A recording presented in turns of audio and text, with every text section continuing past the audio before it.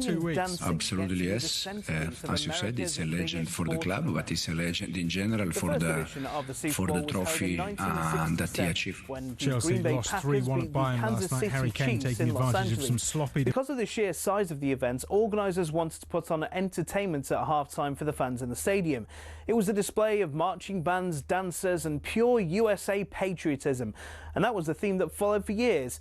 In the 1980s, the Walt Disney Company got involved and we started seeing some interesting and questionable displays.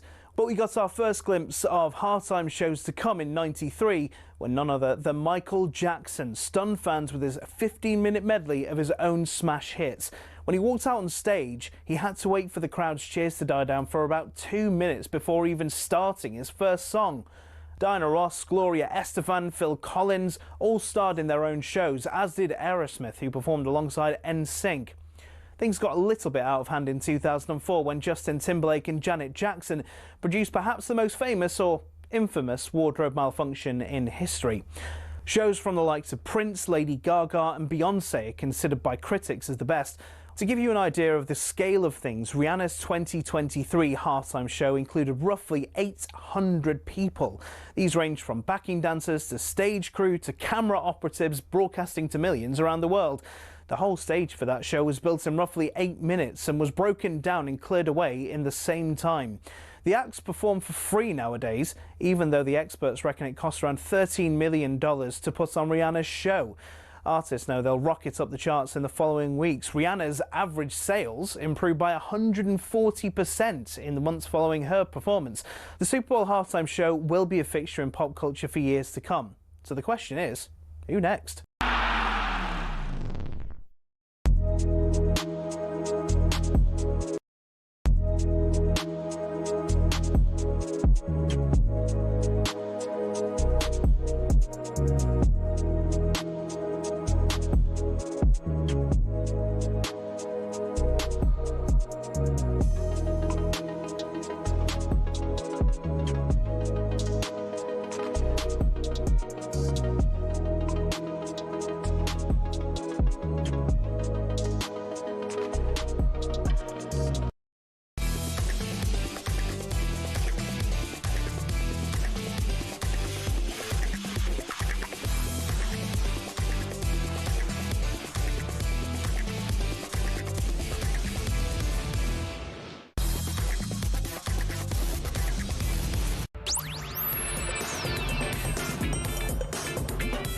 Good morning, everybody. You're listening to Jim White and Simon Jordan, and we are live on talkSPORT. So Liverpool edge out Atletico Madrid 3-2 in stoppage time, surrendering leads but claiming the win. How sustainable is Liverpool's late show? Meantime, Nottingham Forest collapse at Swansea and go out of the Carabao Cup.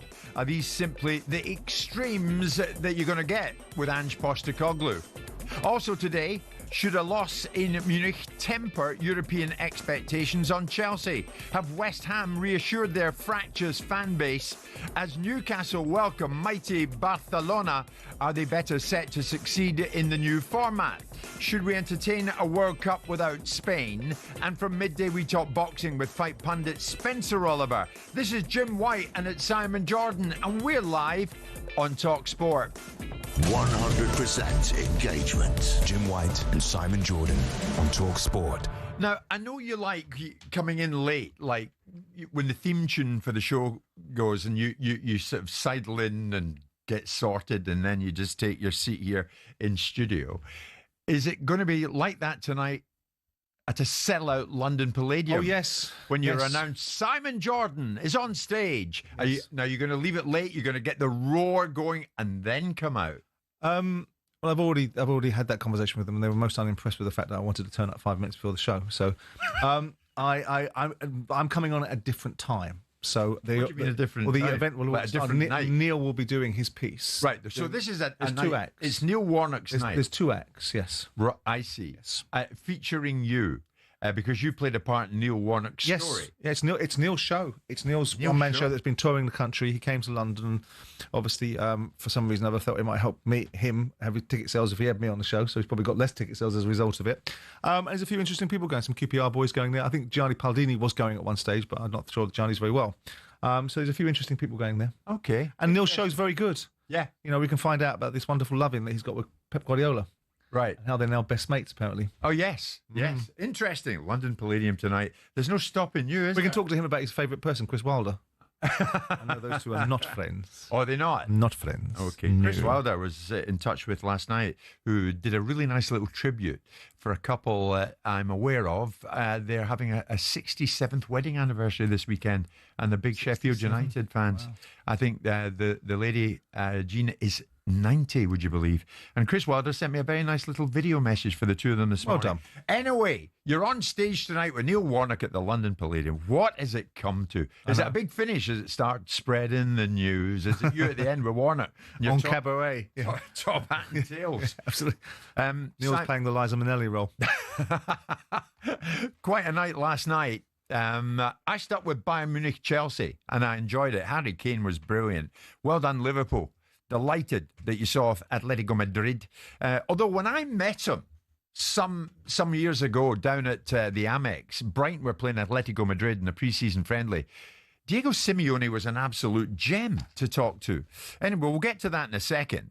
But this late show, for the third time this season, Liverpool lost a 2-goal lead before rescuing it with a late win. It's amazing, Simon. It's their 5th consecutive game that they've scored match-winning goals in the final embers of the game.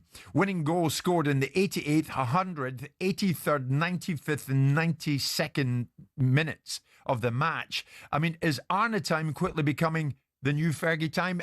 I'm not sure. This was Arne Slot post-match. I'm sure that we're not going to need every single game stoppage time. There will be games where if we are 2-0 up after 6 minutes and we create so many chances afterwards that we will score the first and that we don't need stoppage time to come to make a late game winner. And there will probably also be games where we need a goal in the last minutes and we don't. But what I can assure you, even if we don't score it, we will try to push for it. That is the mentality this team has. But it should not only be about mentality, it's also how fit we are, how well prepared we are throughout the last few weeks, that they are able to push one more time. And then in the end, it's also about quality. Yeah, I mean, it's not a bad habit, is it? But how sustainable is Liverpool's late show, Simon? Surrendering leads, claiming the win. Yeah, I mean, it's the trait of a side that's capable of playing from the first minute to the 96th minute and changing and affecting outcomes. They've got a bench that probably people can, metaphorically die for in terms of the quality they can come off the bench and change things. Games are always, you've seen over recent times the amount of games that are being decided by last-minute goals in extra time. You see it all of the time from the top sides. You see it in as many games as you don't see it in. So I look at it and think, whilst they're conceding goals, and he will look at that and see if he needs to tighten that up and work with that area. We know that they needed perhaps defensive support, and that's why they were trying to get Guehi, and perhaps they should have done that a bit earlier and paid the price that Palace might have been prepared to accept at a certain time. But I don't think I need to worry about Liverpool. I mean, I made an observation I like Slot. I made an observation yesterday about him. I didn't like what he'd said about Burnley, and of course Liverpool fans take offence at things unless it's praise, about the fact that he'd suggested that Burnley should play in a certain way and how the difficulties of overcoming a side that just banks up. Well, that's what you get when you win the Premier League and you've got £1 billion worth of players in your side. You're expected to be able to break those sides down. But I think he's a brilliant manager, and I think in most instances, despite the characterisation of can they keep on doing this, I don't suspect they'll need to. I mean, there's only certain opposition that they'll find themselves in that situation against, and they'll tighten up, and the lessons that they need to deploy and the personnel that they need to get functioning at a higher level will start to function at those levels. And I still think Liverpool are the side to beat in most of the competitions that they're in. Yeah. Diego Simeone, I'm not sure box office are the right two words to describe him. Should he be categorised as box office? I mean, at the end of the game, he gets involved with some Liverpool fans. Simeone himself, for his part, said that insults from Liverpool fans were to blame for his reaction that led to his red card at Anfield. He had to be held back by stewards as he confronted and exchanged words with Liverpool supporters who were pretty close to him. If you're watching the show this morning, you can see this incident. One or two other members of the backroom staff of Atletico get involved in it. There's a bit of gesticulating, who's doing what. There's Simeone right in the thick of it. He says later, Simeone, it's never very good when we react as managers, is it? But if there are comments against racism or insults, we can get angry and fight back as well as managers. When they scored their third goal, he turned round and insulted me. When I turned round, I'm a person and I'm human. Now, he got pushed about, what, was there an element of racism in the insults, Diego? And then he kind of backtracked on it. I'm not going to get involved in the exact nature of the insults. I don't want to get involved with that. I mean, where's he going with that? Well, he's gone on, not check himself. Well, he's gone on to subsequently say he regrets the outcome, doesn't he? And thinks he should have behaved at a higher level. And of course he should have done, because he's the professional manager and they're fans. And he's the person that's in the situation, baked into their thinking that they have to behave in a certain way and rewarded to such a level to make sure that they can insulate themselves from that. It doesn't mean that you lose. I always used to say, when I made observations about certain things as an owner, I didn't hang up my hat of free speech by becoming a football owner when I was being sanctioned by the FA. And he doesn't hang up the idea of being an emotional, motivated human being. I don't like the idea of bringing racism into the conversation. If someone's being racist to you, then say what they said and name it. You can't name the individual because you don't know who they are, but say what they said. Otherwise, don't bring it into the conversation. Too many times that's a go-to setting. And then people need to be pointed out. If someone's been racist and the racist things have been said, then they need to be accountable for it. Well, exactly. And he kept backtracked on that. Well, that's probably because I can't solve society's problems in one press conference. Sure, no one's asking you to. You brought it into the conversation, so you should be able to suggest what was said if it was so offensive to you. Exactly. I think what was the most offensive thing to him was that Liverpool scored their third goal. Yeah. That was the thing that offended him most. Of course, he then probably got a load of pelters from the Liverpool fans because he's a very demonstrative and active manager, and his emotions got the better of him.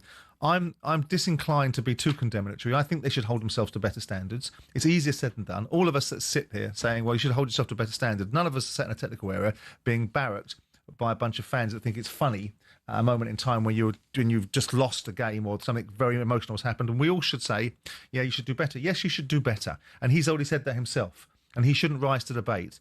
But you take the emotion out of someone, you take the emotion out of sport, you sanitise it, you turn it into an unemotional environment. What have you got? He's gotten sanctioned. He got himself a red card. Doesn't help anybody. The only thing about the conversation that I think is really troublesome is the fact that he went to something and then if you want to bring that into the conversation, if that's what happened, then you should be prepared to say it. If it isn't what happened, then you shouldn't say it. Well, if you can't take it, don't give it out. Well, I don't know if he's given it out. He was that riled. He faced up to them.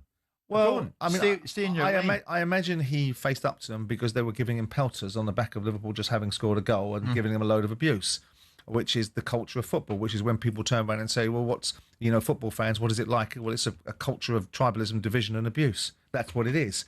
And it fuels the game. It fuels the energy of the game. We talk about box office. There are plenty of things in life that are box office, but people are not interested in good box office. They're only interested in bad box office. So box office gets categorised when somebody says something they shouldn't say, or someone takes somebody on, or someone's very strong and robust and has a confrontation.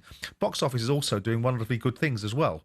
So Ollie Slot is box office because his team are very good at what they do, but for a different reason. Society doesn't lend itself to that way.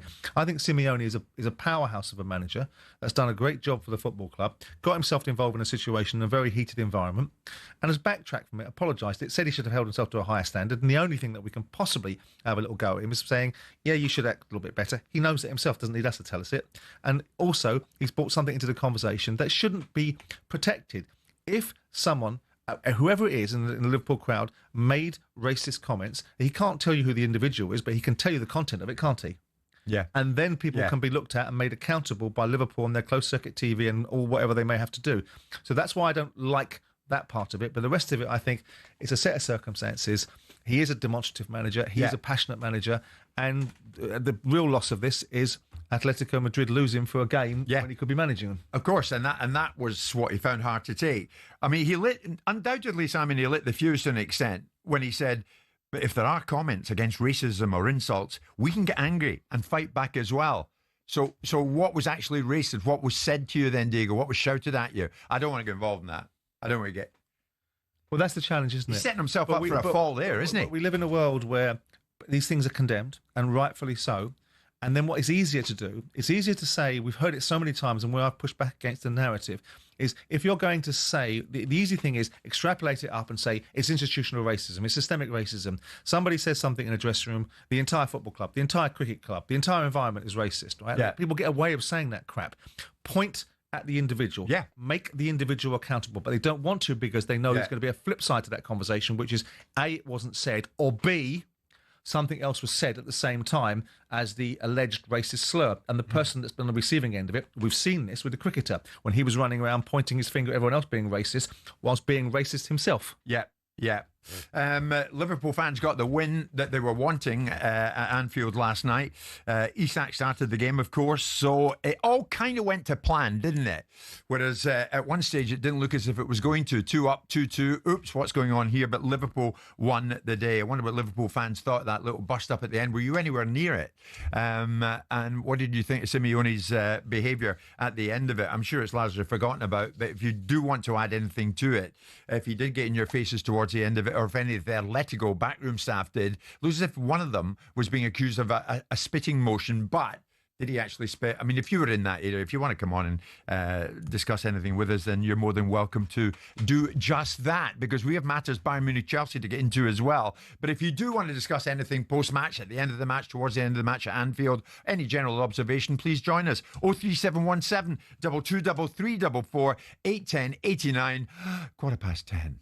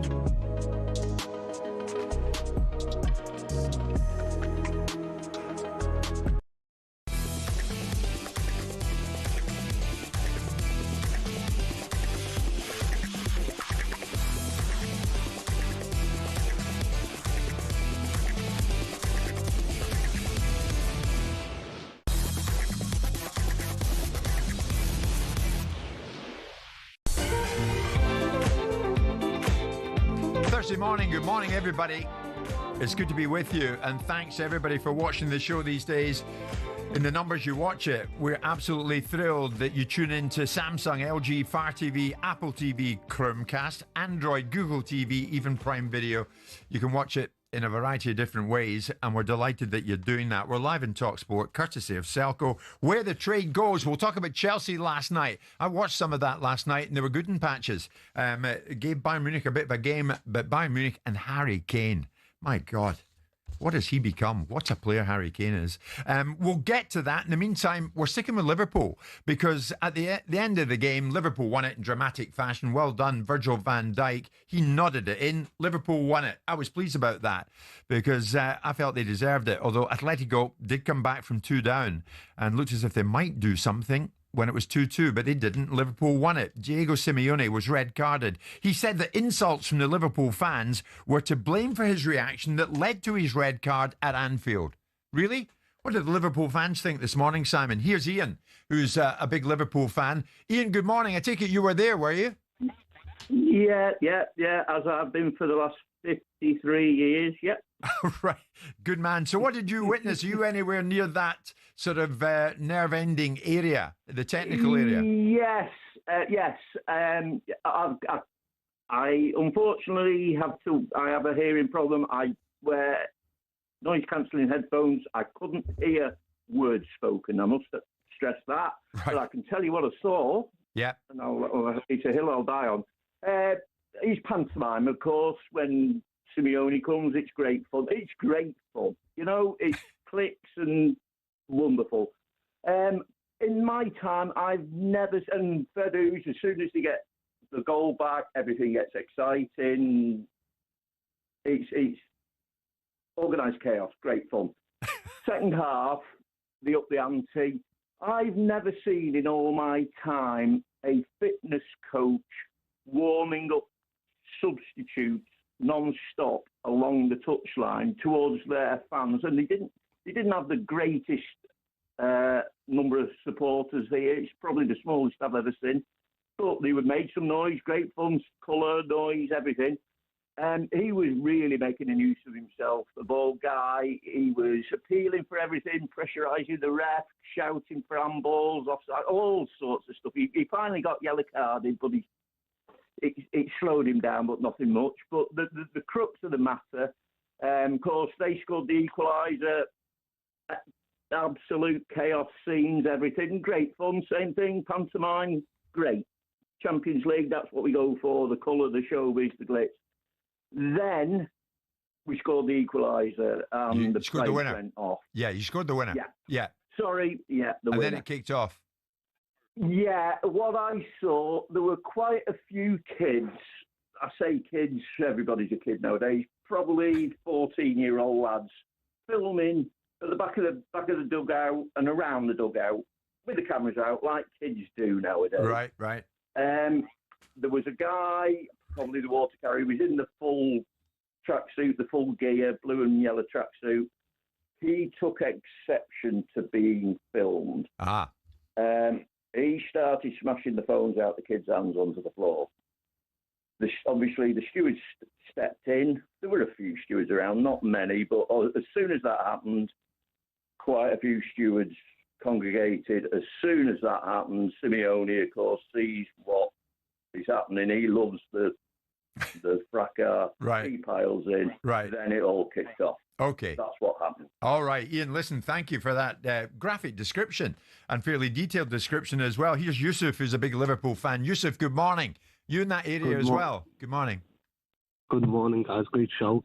Yeah, I was just to the left of the dugout, Diego Simeone and the Atletico Madrid players and staff, where, the bold coach, as the previous caller was referring to, was warming his substitutes non-stop in that second half, but he was part of the problem. He was appealing for everything. He was running the fans up, telling us to give the ball back quickly.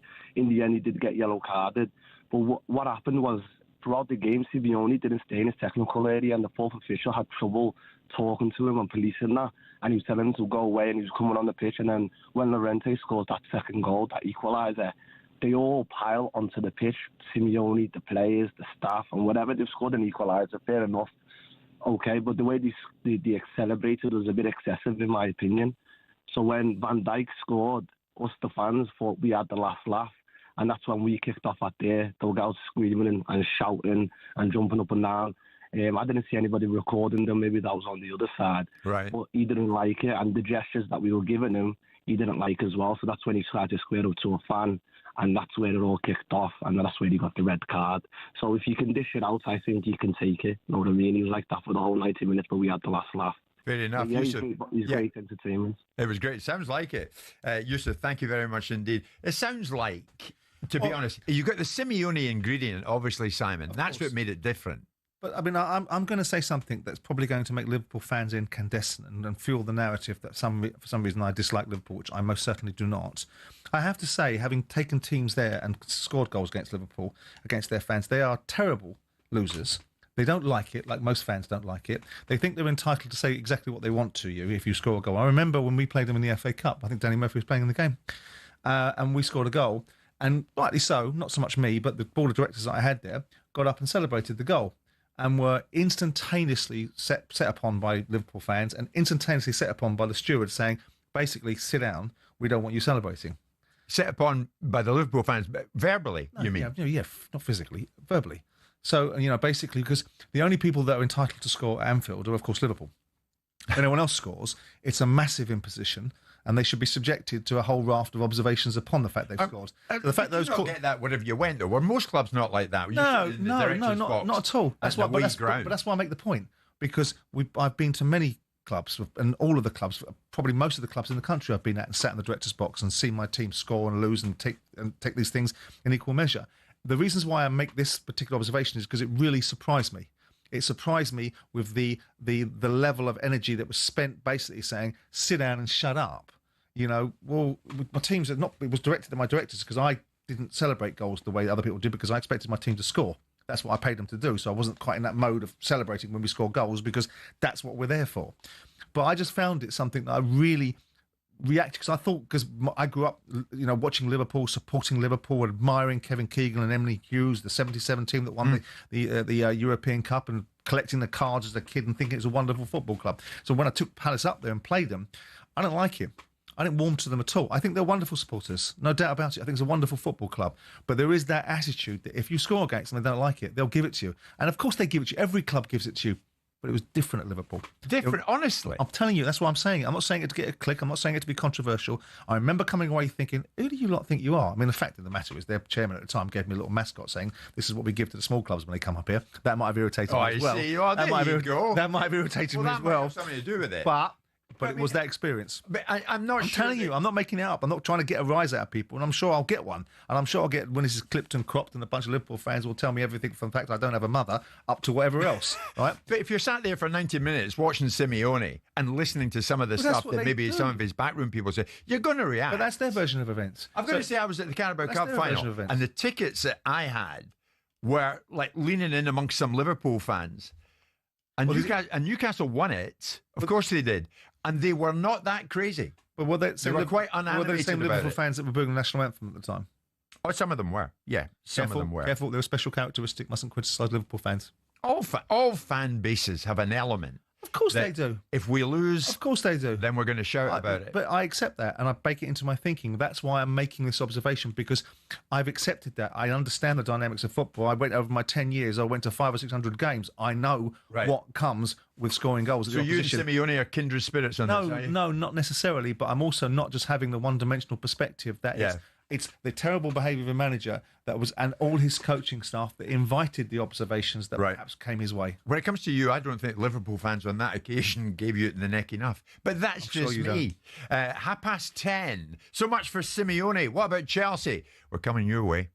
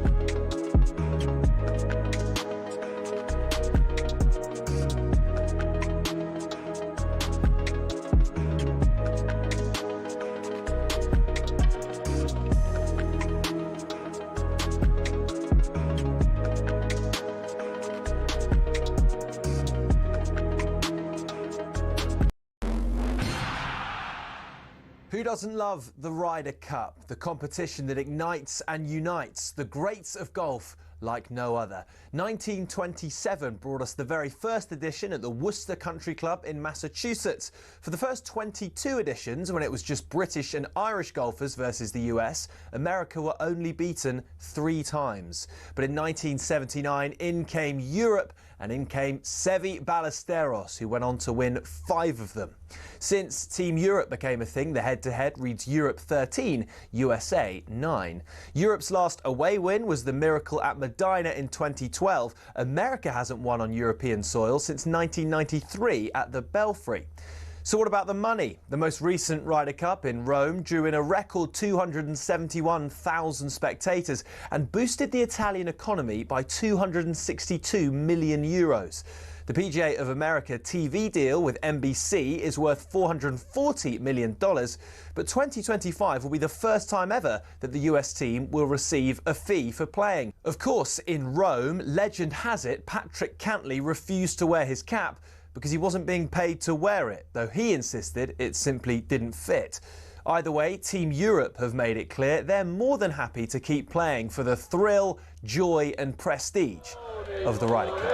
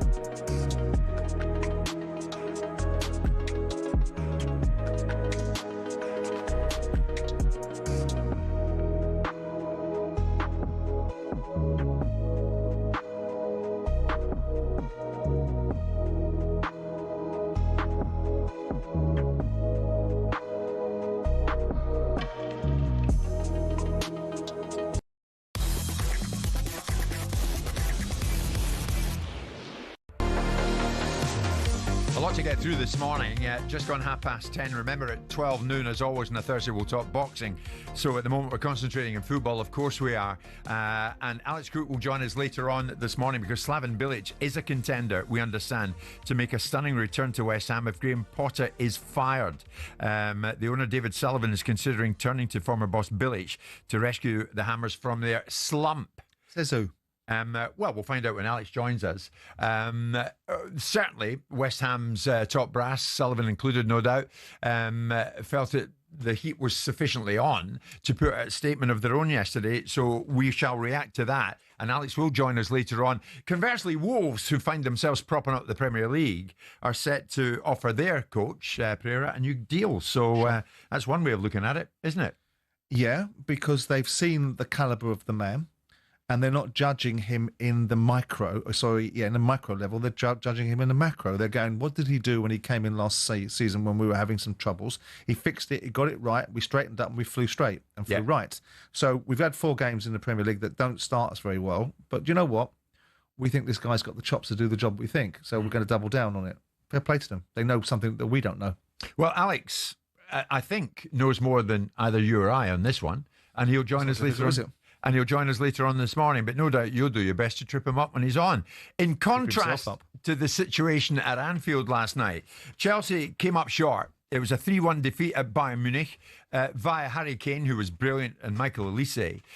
But the question is, was this a good barometer to see where Maresca's side truly are amongst the current elite? And Bayern Munich certainly are amongst those elite right now. This was Maresca post-match. To be honest, I think the players, they were already aware of this competition, how difficult it is. You cannot compete, you cannot commit a mistake in the way we have done. But it's a game that, I just said to the players, it's a game that I think we can learn a lot. And build something special from this defeat. So, to an extent, Simon, a leap from the Conference League to the Champions League for Chelsea. But in day one, and of course we're talking about the club at World Champions. Yeah. Should this result, to some extent, do you think, temper expectations this season of what they can achieve in Europe? Do you warm to him, by the way, Maresca? I'm not sure. I can't really comment in that I haven't met him yet. But if he impresses me, I'll warm to him. And the answer will be yes. If not, no. I find him strange, a mixed bag in terms of, talking down the club last December, managing people's expectations and then delivering upon the fact that he managed expectations that they couldn't win things, i.e. be high up in the Premier League. So I always found that strange. And then blaming the media for suggesting that his side weren't good enough to win the league when he'd been the one that said it first time round. Well, he told everybody it was off, did he not? Yeah. Well, yeah, he got all into that sort of situation. Who goes to the Allianz and beats Bayern Munich then? Not many teams. No, that's true. Celtic did a brilliant performance last season and deserved to win that game and were thoroughly, unjustly, dragged back into it by a very fortunate outcome for Bayern Munich. But this is a Bayern Munich side that's now set back into the mode of winning things. So I don't know many sides, whoever they may be, of any of the top sides that rock into Bayern Munich Stadium and beat them at home. So I don't take anything from this result. I think Chelsea were competitive in the game. They were. Yeah. I think they're a good side. I think getting beat by Bayern Munich, which is in this game, is no reflection of what Chelsea will do. Will Chelsea qualify from the qualifying stages of the Champions League? Yes, I expect them to do so. Will they do it by being inside the top 8? We'll see the shake-up once we see the few games go in. It's too early. But I take nothing from this game. In the same way that, ironically, though, if they would have won at Bayern Munich, I would have taken probably more out of it because they are such a compelling side. But the fact they've gone there and gotten beaten, put a competitive performance up and come away with no discredit to it, I don't think defines how deep they're going to the Champions League. Do I think Chelsea will win the Champions League? No, I don't. I never thought they would. I think that they're in it. They've got the financial returns as a result of being there, which is a primary concern for the Bowleys and Egbarleys of the world. And they'll probably go relatively deep into the competition, depending on how fortunate they are in the draw and how well they do in the group stages. So they're still on this journey you described. Yeah, earlier. I mean, I said 2 seasons ago that I felt within 3 years that they could win the Premier League and that they'd be on that direction of travel, and that was sort of roundly laughed out the door. And everyone that could comment on it did comment on it. Yeah. And, of course, that was because the car crash was there. Now, I probably will prove to be wrong, but I won't be as wide of the mark as people were suggesting that Chelsea are just a car crash, going to fall apart, going to get nowhere. Yeah. Because last season, they were, they got themselves into the top 4. I believe they'll do the same this year. Sure. But as with most of your predictions, you won't be hugely wrong. You'll just be wrong. Well, if you say enough things, eventually you're going to say many things that are wrong, aren't you? But it's better to have an opinion than sit on a fence and prevaricate and have no opinion. I like that. Thank you for that. Nottingham Forest fans, good morning. Ange Postecoglou and Forest go to Swansea. The Carabao Cup was looking good, wasn't it? Leading 2-1 heading into stoppage time. You conceded twice, lost 3-2, and you're out. Are these the extremes you're going to get with a manager like Ange Postecoglou? This was Ange. I think maybe just got too comfortable, didn't see the warning signs. You're always in cup competitions keeping the opposition in. As long as soon as they got the first goal, that they're always a chance. And we didn't really handle it well at the end. We should have been much more in control, and we let the game go. We needed to handle it better, and at times it felt like we thought it was going to be comfortable. It never is. As soon as you get complacent, football has a way of making you pay, and we paid for it tonight. You did. Now, Ange knows, we know, everybody knows, Marinakis is at the top of the club. Sure. And Marinakis thinks trophies. Sure. Trophies. We emphasised this last week, didn't we? This was a bad one to let them slip through their fingers, wasn't it? This is a bad one, Simon. I mean, he's conceded 2 games in a row, 3 goals. There's no shame in conceding 3 goals to an Arsenal side that are where they are in their journey, light years in advance of where Forest are aiming to be at this moment in time, and having spending far more money and they have the ability to do so. So there's no shame in that.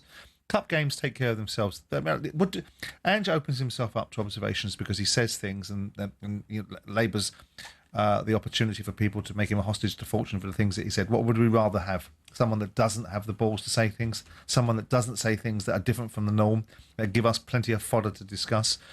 Look, it's a cup game, and he will take something out of it. He'll look at the players and go, like he said, this is a game. I mean, the third goal that Swansea scored was a fabulous goal, wasn't it? Oh, it was a great goal. And well done to Swansea and the boys. I mean, they did magnificently. I mean, I don't think Marinakis is going to be overly concerned this early in the stage of the relationship with Postecoglou. The League Cup is the smallest of all the trophies. I know that we had a national parade, and all you lot in the media that sit here waxing lyrical about how wonderful it was for Newcastle didn't make the same noise about Palace winning the FA Cup, which is the bigger tournament of the two. We did the same for Palace. No. I had to sit on this bloody platform with everybody having a loving, you included, for hours on end about how wonderful it was for Newcastle to win something. And we did an hour in Crystal Palace. No. I had to have 3 hours of saying, I'm not a Newcastle fan. I don't have to have an outpouring of love for Newcastle. I was here. I know what I heard. Let's recap it. Producer, look, how long did we... And so does everybody else. 3 days. 45 minutes. 3 days. Yeah. 3 days. You are prone to hyperbole. Absolutely. Mind you do a column in the tabloids. Not anymore. Not anymore. Not anymore. Did you get binned off that? I did. Oh, damn it. I did.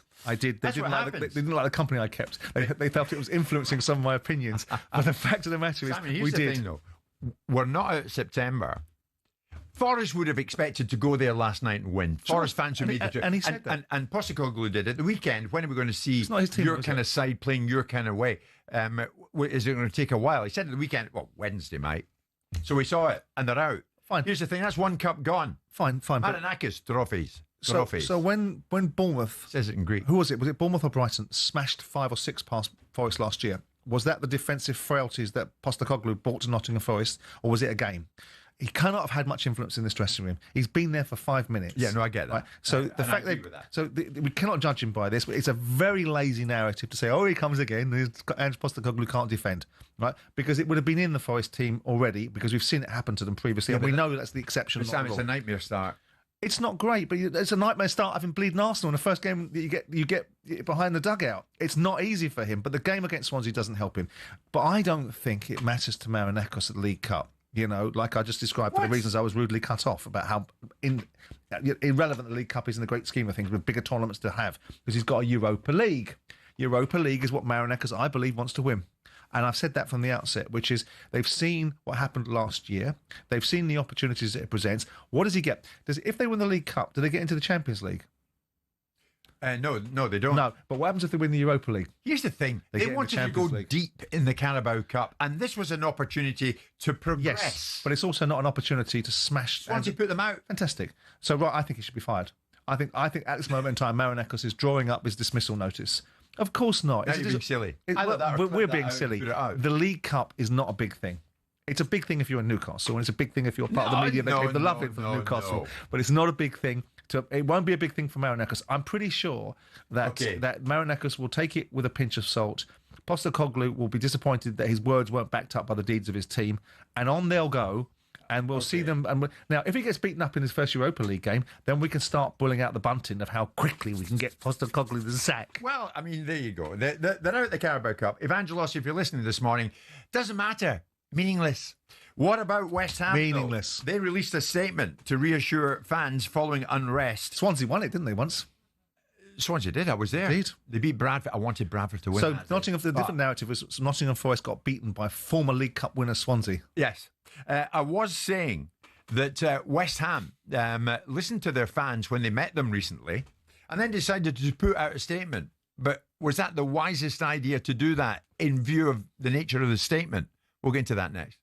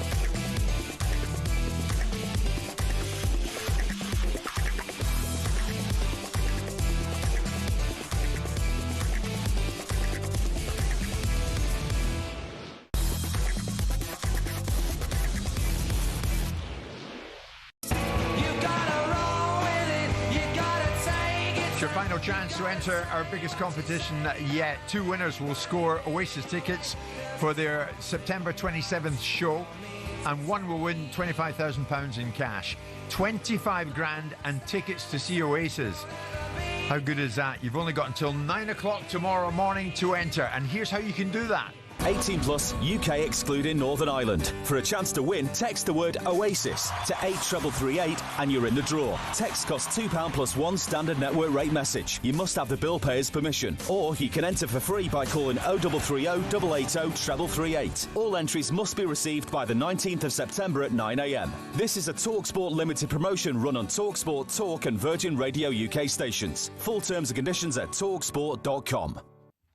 Now, Nottingham Forest fans were quite sure won't be too happy about the way things are going at the moment. Going out the Carabao Cup last night. West Ham fans, it seems to me these days, are rarely happy.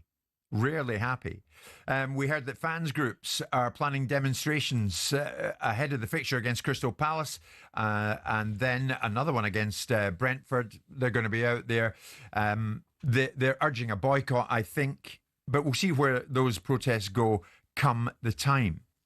But yesterday, having met some of the fans groups, the West Ham hierarchy decided to put out a statement as to where they think things are and to try and appease some of the supporters who are up in arms. 1,000-word statement.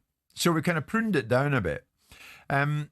It starts off, first, we accept that results and performances on the pitch over the past 2 seasons have not met the standards we set for ourselves. Nobody at the club is satisfied with that, and the board of directors have spent a great deal of time looking at the decisions that have been made across the football operation in order to inform and improve strategy going forward. They go on to say, Simon, we've appointed Graham Potter. His role is to build and develop a first-team squad in line with the club's identity and objectives, with a continued focus on integrating young players from our academy. You think that's what Potter would be doing anyway. They say they spent millions on training facilities, tens of millions on training bases. But that's about it. It doesn't really say much more than that. Supporters, they say, have spoken of the need for greater ambition than our position of the past 2 seasons shows, and we agree. Regular top half finishes, strong domestic cup runs, qualification for European competition remain the goals, and we are working towards that. We know we must do better to deliver those ambitions more consistently. So we kind of, we hear you, and we're trying. That's about it. But it's interesting you make an observation that when they say that we're trying to integrate and bring players through our academy, that you think they do that anyway. So if you do that and you make that your policy, your fans will be screaming at you saying you're not spending any money and that you aren't buying top-class players. And how do you expect kids to prosper when they're playing in a club that doesn't buy the best players in the world? So it's not an assumption that ultimately you can take as given, because there'll be a criticism. Whatever you do as a football club owner, you can believe me that you'll be criticised for. If you spend too much money, people were outraged that Todd Bowley was spending much money. Other people are outraged that people are spending too little money. I don't have great empathy for Sullivan and for the West Ham board, but notwithstanding it, I find myself in a situation where I'm surprised at what's happening. I don't know whether it's post-COVID reaction, but we've got a society that seems to think it's now able to be a bunch of militant activists, that every time they don't like something, they're able to protest against it, and not just protest by having a right to an opinion. Nothing wrong with having a right to opinion. Football fans are more emotionally involved in their football clubs than a lot of the owners that own them. Because a lot of the owners that own football clubs are not interested in the well-being of the football club. It's an opportunity to leverage it into something that they want. Commercial credibility, nation-state influence, whatever it is, right? And if you're fortunate to get a winning team because their motivation is achieved by that, then you are a very lucky fan base. And then you can complain when they start putting season ticket prices up like they do at Manchester City, because they've had a good ride, but they've forgotten all about that. So the balancing act is, how do you allow and give the God-given right to football fans to express their dissatisfaction, and at the same time countenance the reality of this activism ideal? It's one thing boycotting next month's home game, and I really do understand when a football club is being badly run, it's going into decline, wages aren't being paid, the very fabric of the football club is being put into jeopardy, points are being deducted. I understand the need for some extreme reaction. When you're not playing the way that you want your team to play, and you're not winning the games that you think, do we really have to go to this level now where the entitlement of football fans dictates that you will get out of their football club, you will do precisely what they'll do, or what they want you to do, or there'll be consequences? None of these people, with respect to their passion and their commitment, which is well appreciated, and that lifeblood of a football club, have the faintest idea what it takes to run a football club. They all think it's a straight line. They all think that if they were put in a situation, they'd be able to do it quite easily. They don't understand any of the nuance or any of the complexity, and they don't care. And there's an argument to say, why should they? But, you know, when you eventually land in a space where every football club in this country is owned by a foreign national that couldn't care less about the heritage of the football clubs, only using it for their own end. No English people want to be, you know, bothered with owning football clubs, because what goes with it is just toxic abuse every single time you make one misstep. And then you eventually got a league that decides it doesn't need to play in England anymore. It's playing the European Super League, and there's no relegation and promotion. You'll be happy with the football world that you militant fans have created. Right. You've got a fan-led review that produces an independent regulator, which is going to cause mayhem in the football framework. If it goes after the Premier League and tries to redistribute and tries to change the direction of travel of a very successful position to be able to fix a broken one in the EFL, which is of its own making. All of these things bring out a scenario, and it makes me frustrated, but also at the same time, I look at it and go, fans have a right to have a view. I've got no issue with it. I'm not some, you know, ridiculous former owner sitting there going, who was a fan before he became an owner, going, no, absolutely shouldn't have a view. It's an emotional sport. You get people to pay money to watch poor product, come back and pay it again the following week sometimes. Well, that's it. But there is a balance between what you are entitled to express your views on as a fan and the level. Gold and Sullivan, when Gold and David was alive, was subjected to physical abuse at a football stadium. Whether you like David Sullivan or you don't, you know, the fact of the matter is I think he was better for Birmingham than the owners that have followed since. Okay, you've got some guys now, after 20 years of Sullivan leaving, that might be able to get them going again after relegating them to League One, by the way. Yeah. So all of this... But this planned demonstration at the fixture against Palace...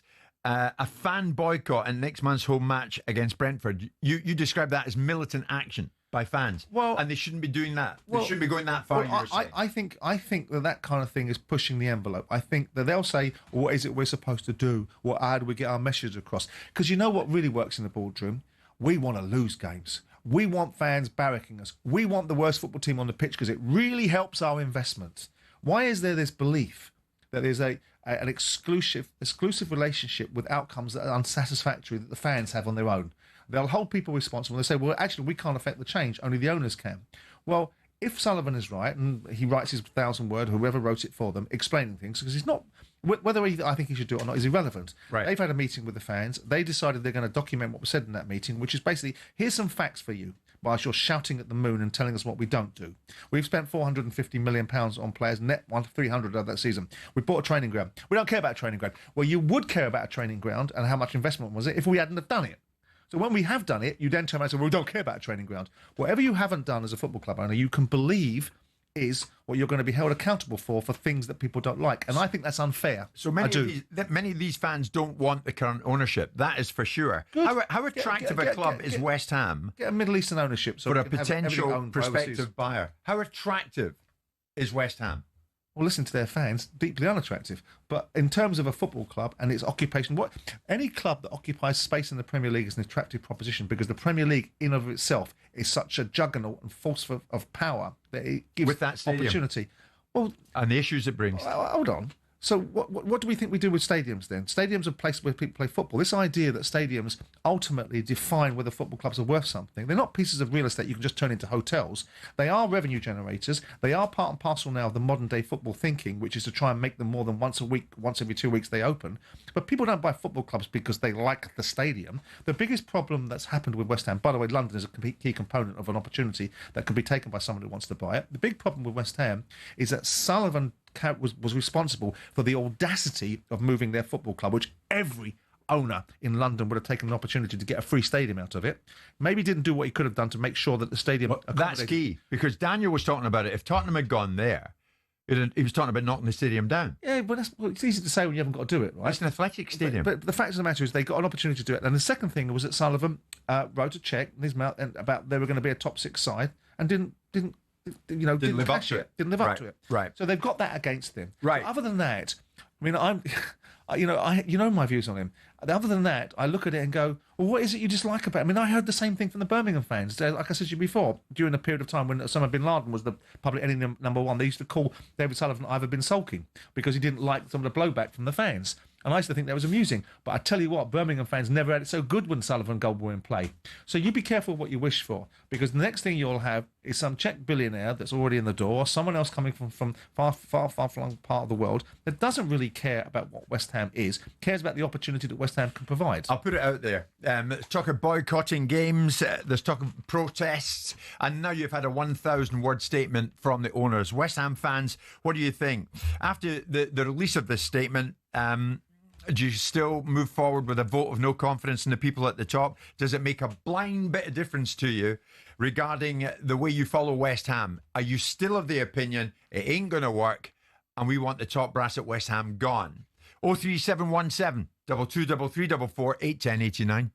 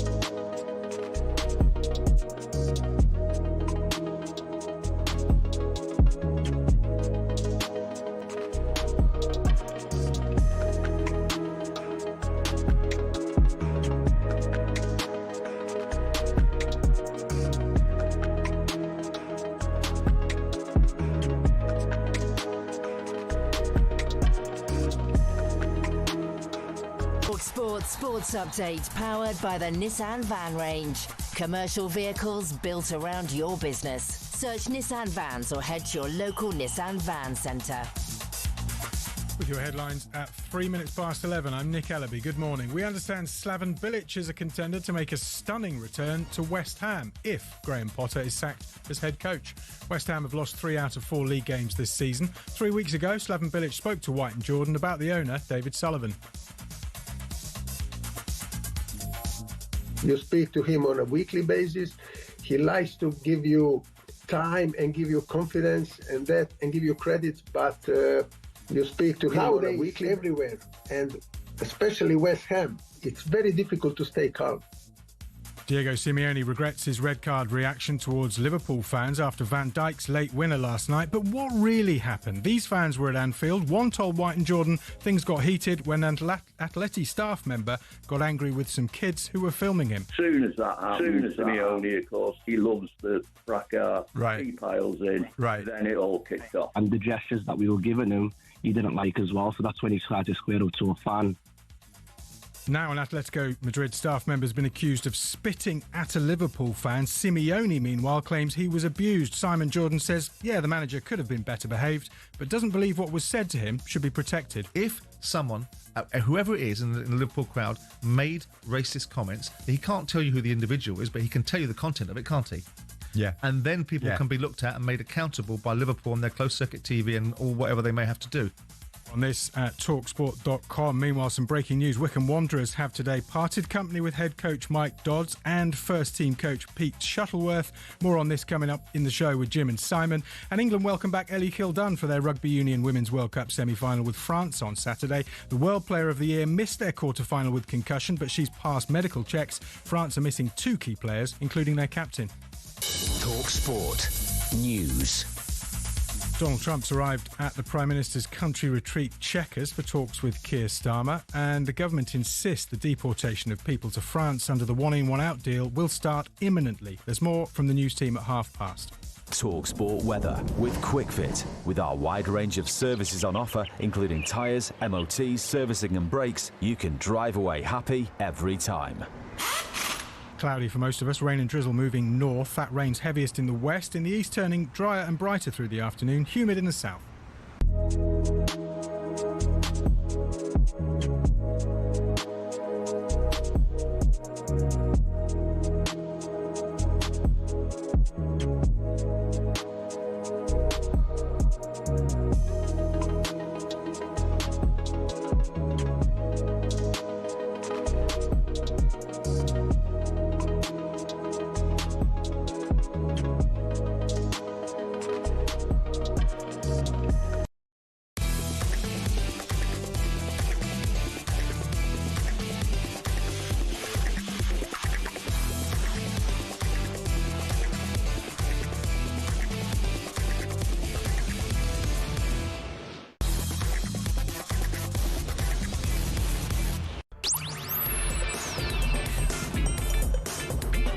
Good morning, everybody. It is 6 minutes past 11 o'clock. It's Jim White and it's Simon Jordan, and we are live on talkSPORT. Once we get to 12 noon, we'll talk boxing and a whole lot going down there, not least Chris Eubank Jr. at the Eubank Jr. Ben press conference yesterday. Quite a lot of things were said, quite a lot of things I think may not be left alone, and we may have to return to them because many people are not happy with some of the things that Eubank Jr. was saying. As you heard in Nick's bulletin there, Wycombe Wanderers have parted company with head coach Mike Dodds and first team coach Pete Shuttleworth.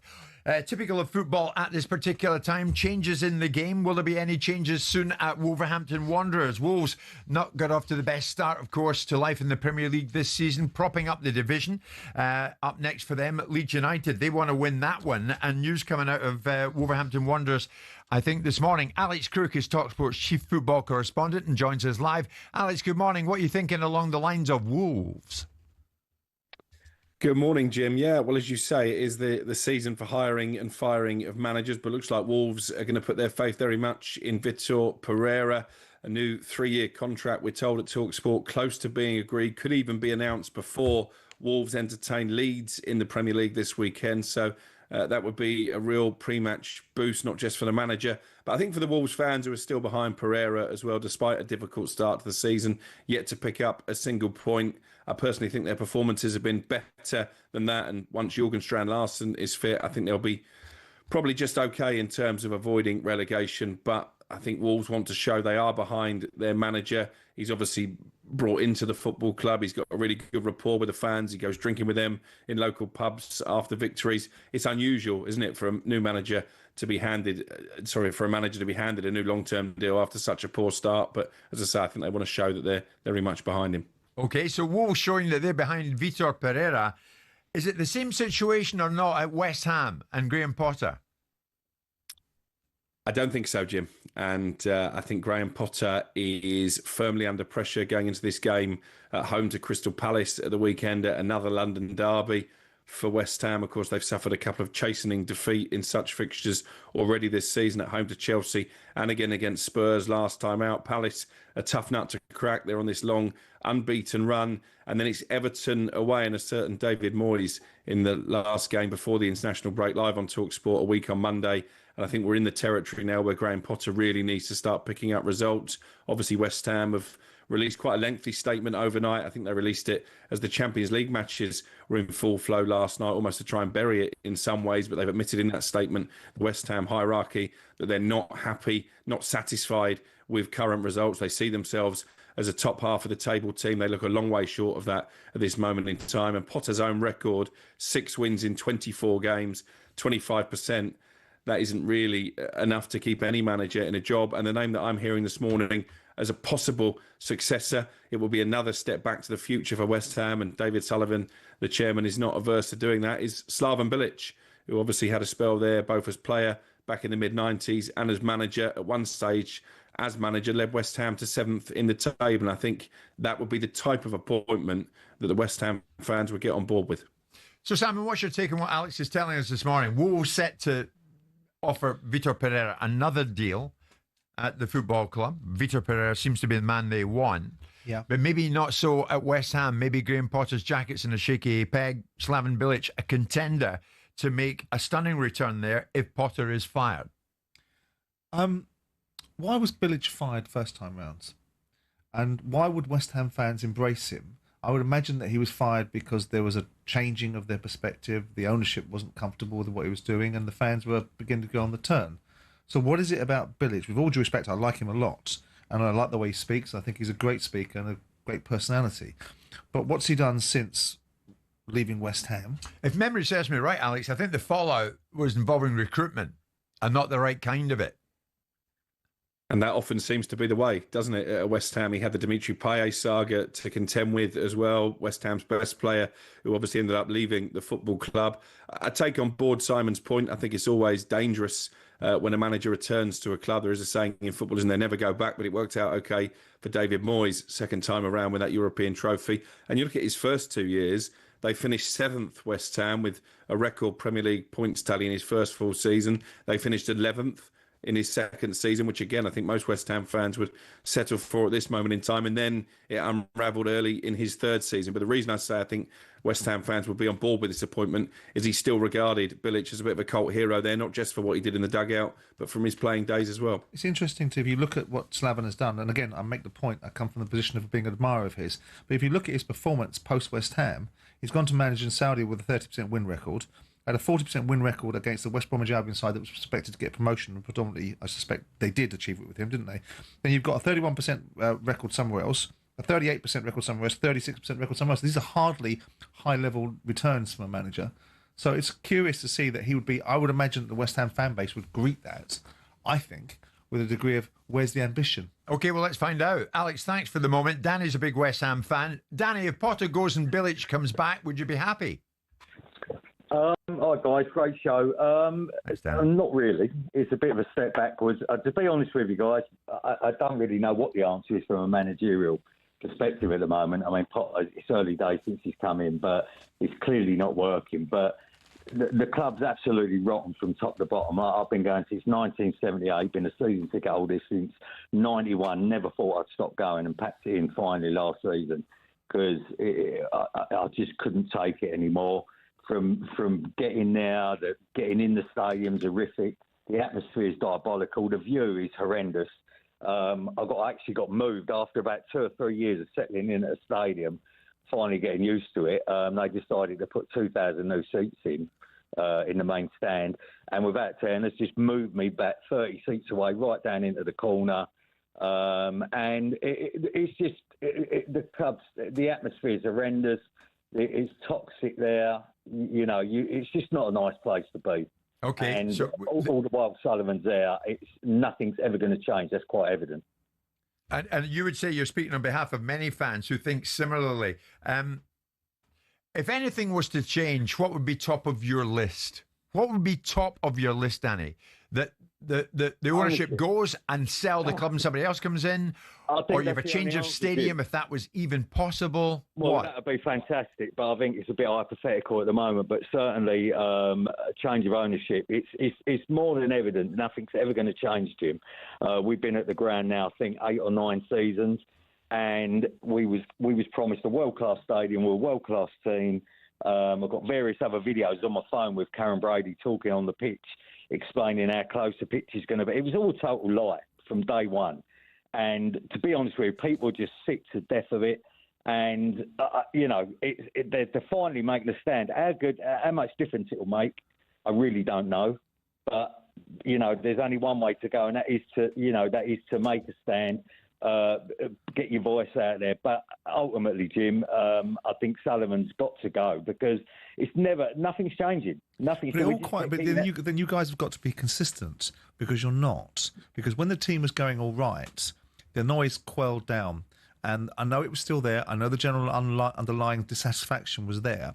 But when the team started to perform a little bit better on the field, all of a sudden the complaints about the stadium seemed to be less vociferous. There seemed to be less volume. So if you really feel this way about your ownership, then the consistency should be when your team's doing well, you should have the same approach, which is you loathe the owners, you don't want to be in the stadium. I agree with you. I agree with you 100%, Simon, because, it was basically even before we went to the London Stadium, there was a lot of noise. That got pacified by Sullivan, David Gold and Karen Brady at the time. And you're right, yeah, people do get pacified too easy. Then when the results come in, it all settles down. You're right, it has got to be more consistent and if it was, perhaps they may get a result out of this or some sort of result. Okay, Danny, thank you for that. Luke is a Sheffield Wednesday fan who wants to say a thing on fan protest, fan unrest. Luke, what do you want to say in this? Good morning. Morning. I just wanted to pick Simon up on the fact that not attending games is militant and it's like pushing the envelope. I'm unsure as to what else the fans got. If the team's performing badly and the owner's performing badly, certainly in the Wednesday case, you don't go. Don't get the owners. He has to sell, and it's what the fans have. We have the right to make that voice. I don't see it as militant at all, I think. But I didn't say that, did I? That's not what I said. First of all, in comparison... You did. No, I didn't. I did. I'll tell you what I said, because I know I'm the one that said it. In conjunction with teams like yourself, I think there is a necessity to have a strident approach, because what's happening at your football club is more extreme. I remarked on the idea that there's an element of militancy about demands, because I'm using the Rangers' perspective in my mind's eye about who you will sack. You will sack the chief executive, you will sack the manager, you will do it now or there'll be consequences. I'm referring to the Tottenham Hotspur supporters that issued a manifesto to Daniel Levy about what he will do and when he will do it. And I think that's not unreasonable for me to say there's an element of militancy and about activism about that. It doesn't deny the idea that football fans have a right to an opinion. What you said was that not attending games pushes the envelope. It's like at the border. And how is it? No, I didn't. I didn't say that at all. Yes, you did. No, I didn't. Because I don't think no, I didn't. I think the one way fans can protest against football stadiums is not attend. If you don't like something, don't attend. I don't ideologically align with that at all. So I didn't say that. I don't think it's a problem with you guys not attending. I think it's a problem with you demanding from football club owners what you expect of them. If you don't want to attend, don't bloody well attend. Do you still pitch up and watch the Sheffield Wednesday games, Luke? No, I don't anymore. I don't buy anything from the club shop. Don't buy anything now. I think it's the black and gold and get rid of him. Okay, Luke, thank you very much indeed. West Ham fans up in arms. A 1,000-word statement from the hierarchy there yesterday. Has it fallen off on deaf ears? Well, time will tell. Time will tell. But at least the club's communicating. Anyway, at least is not enough in the eyes of many of the West Ham fans. It is Thursday morning, coming up to 20 past 11.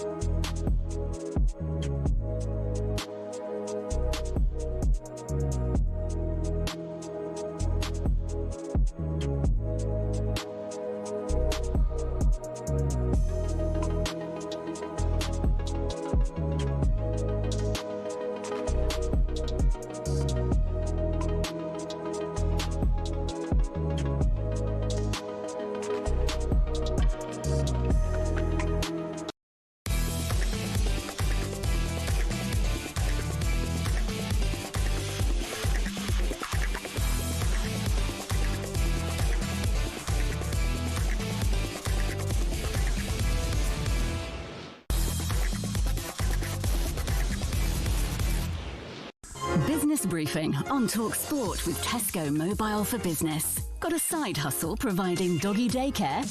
Take the lead with business phone bills for up to 40% less than the big three networks. For verification, see tescomobile.com/business. Quite a few Newcastle fans asking me, when are you going to start talking about our tie tonight? Newcastle against Barcelona, come on. I can't wait to do that. We will do that because I love talking about Newcastle, and I know Simon does as well. We're going to talk about one of the top business stories with Tesco Mobile for Business. That involves another top club, and that top club is Manchester United. Simon, are there many clubs better than Manchester United in absorbing poor on-pitch performance with positive off-pitch results? Couldn't believe this when I saw it. I mean, despite no Champions League football and domestic struggles, Manchester United recorded the highest revenues in the club's history last season. Yeah. 666.5 million quid after a significant increase in match day and commercial income. Yeah. Now, what we should say is that match day takings rose to £160.3 million. That's a record for any English team, whilst commercially, income hit £333.3 million. Commercial income, yeah. Commercial income. Now, the wage bill fell to £313 million, its lowest level since 2019-20. Yeah. But that's as a result of the 450 jobs lost via the club's redundancy programme. And earlier, you must remember, Sir Jim Ratcliffe spoke to Gary Neville on The Overlap and said, panic stations, we were running out of money. If every year you spend more money than you earn, ultimately that's the road to ruin. And unfortunately, and it's not, until we mentioned it a couple of times today, it's not known, Manchester United would have run out of money at the end of this year. November this year, the club runs out of cash. So, Simon. But we all know that was patently untrue, because by Manchester United's own accounts, they had £80 or £90 million on deposit and had the resources. So why didn't you say it? I don't know, and I don't know why the New York Stock Exchange didn't pull them up about it, because whilst he's not a director of the football club, he's a person of significant influence, and that's anything that jeopardises the potential value of a security has consequences attached to it and has various consequences. So I'm surprised that they didn't pull him up on that. It was ridiculous at the time, laughable, because they were spending hundreds of millions of pounds on football in the previous summer. So I'm pretty damn sure that the cash flow doesn't run from one month to the next. So when he came out and said it, it was ridiculous. The idea that 450 people on probably 25 or 30 grand a year is the reasons why that their wage bill is down is nonsense as well. It's because they were able to get rid of £5 or £6 million a year footballers out on loans to other football clubs that brought the reality of their wage bill down. The commercial revenues of football clubs are now, the Snapdragon deal that they did, they brag about being the biggest commercial deal, so I'm not surprised. They've had, obviously, the Europa League was a more expanded competition in terms of more games played in it, so you're going to have more European games irrespective of the fact they weren't Champions League games. Man United still sell out their Champions League or whatever game they play in, whenever they play, despite the backdrop, they still fill stadiums. So it's not surprising that their match day levels are up because they've got more games being played there. Right. But it tells you the power of this football club. The interesting thing is the pivot into commercial revenues to supplement the loss of broadcast income. Because in this country, you've got the way that the clubs are monetised and the revenues they generate are so loaded towards the broadcasters, which makes me worried for their future. You know, whether Comcast will continue to pour money into Sky to allow them to buy the broadcast deals. I don't think they will. So the challenge is that how football's going to be able to weather the next raft of broadcast deals that won't have the same money. They might get it from overseas revenue. But the idea that you get commercial revenues, you go to the German football clubs and Spanish football clubs, they have nowhere near the amount of broadcast revenue that we have in this country, nowhere near it. And they supplement their revenues by generating massive commercial deals. Look at Bayern Munich's commercial revenues. Look at the other football clubs in and around the European clubs. They're like 60% of their revenue is from commercial deals. Yeah. So it's no surprise that now what you're seeing is big football clubs really turning their minds into the collateral that they've got and how they can sell it and how they can monetize themselves from a raft of commercial deals. It does also tell you, in this instance, how unique Man United are, because they stink as a football club on the field. And they have achieved nothing last year besides adverse publicity and poor performances and incoherent thinking. And yet they've got enormous revenue streams. And that's why I make the point. There's only one other football club that could turn that needle the same way, and that's Madrid.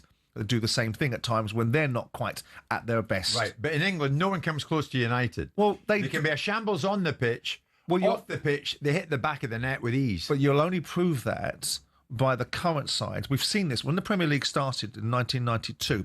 Liverpool and Manchester United's turnover were similar, 25, 35, 40 million quid. 5 years later, Man United have gone, and Liverpool are half of their turnover. And now Liverpool, of course, becoming a more commercial animal. They're becoming more significant. But there's something not significant on the field because they've always been significant. But the commercial revenues are getting bigger and better. Now, if you were to take Liverpool or Man City, whose turnover is bigger than Manchester United's now, and drop them at 17th in the league, and drop them into the middle of a maelstrom of poor performances and bad decisions and bad publicity. And no Champions League football. Domestic struggles. And see if they could generate these turnovers. Now, it might not be that would happen instantaneously, but we haven't been talking about Man United's malaise for a year. We've been talking about the decline, the managed decline of Manchester United for over a decade, and yet still they smash it commercially. So that makes them a unique football club. That makes them a unique brand opportunity, which is why the Glazers had it on their toes when they bought it for 2 and 6 with everyone else's money. They've probably done the best deal that anyone's ever seen. And it's a unique perspective. Now, imagine what they'll do when they get back on the horse. Will that bubble burst eventually, though? Eventually. If they stay as rank bad on the pitch, will they still continue to witness a boom off it? Well, there was. I mean, look, I've made the point about brands and comparing Manchester United to Ferrari and Manchester City to Red Bull. But there is a point when the next generation of football fans only recognise heritage based upon what they associate as winning. So the next generation of fans will look at Man City and look at the turnover and look at the scale of Man City and look at their achievements and look at their revenue streams now and look at where they're getting them from. And they're not just getting them all from their Middle Eastern businesses or the Middle Eastern partners. They're getting them from a raft of things around the world because of their seeded thinking. And you look at it and say, if Man City keep on for another 5, 6, 10 years, no reason to think they won't, winning things, then my argument about Red Bull and Ferrari will be nullified because Man City will be the heritage brand because the next generation of football fans will go, all we know is winning. Yeah. So when you're looking at football fans in Malaysia and Indonesia and Australasia and North America and wherever else we're looking at them, they don't care about, with respect, what happened in 1958 or what happened in 1968 or whether George Best was a great player and whether the Holy Trinity existed between, Law, Charlton and Best. They all care about who's winning now, who's winning in our timelines. And that's why United have to regain their poise. So if I was to ask you to sum it up in a couple of sentences, Simon, at this precise time, mid-September in 2025, where are Manchester United on, but more specifically off the pitch? Well, off the pitch, they're a healthy business. They have been for a long time. They're still losing money. They're a healthy business. The one thing that David Gill said to me about the Glazers was that they really know how to rinse a pound and know the value of it and how to extract it. And when they lost deals, like when Vodafone wanted to take their sponsorship away, rather than panic about a main shirt sponsorship, their opportunity was more opportunity to sell it in different ways. They see the commerciality of it. Now, of course, that will eventually be eroded by the core principle of it isn't a business, it is a football club that has business attached to it. And we know that football now, despite my protestations, has far more influence than just being accepted as football. Whether I like it or I don't like it, geopolitical influence and a whole raft of things are being utilised through the business of sport. It's so powerful. Yeah. Look at the scale of the industry. Look at what FIFA are forecasting about the scale of this industry. $1 trillion industry. And the scale of opportunity exists in it. We haven't even scratched the surface. This is the world's biggest sport. And at the centre of it, one of the biggest brands, if not the biggest brand in it, is Man United. That's what the Glazers have got. That was a roundup of one of football's top business stories with Tesco Mobile for Business. Business briefing on talkSPORT with Tesco Mobile for Business. Got a side hustle providing doggy daycare? Take the lead with business phone bills for up to 40% less than the big 3 networks. For verification, see tescomobile.com/business.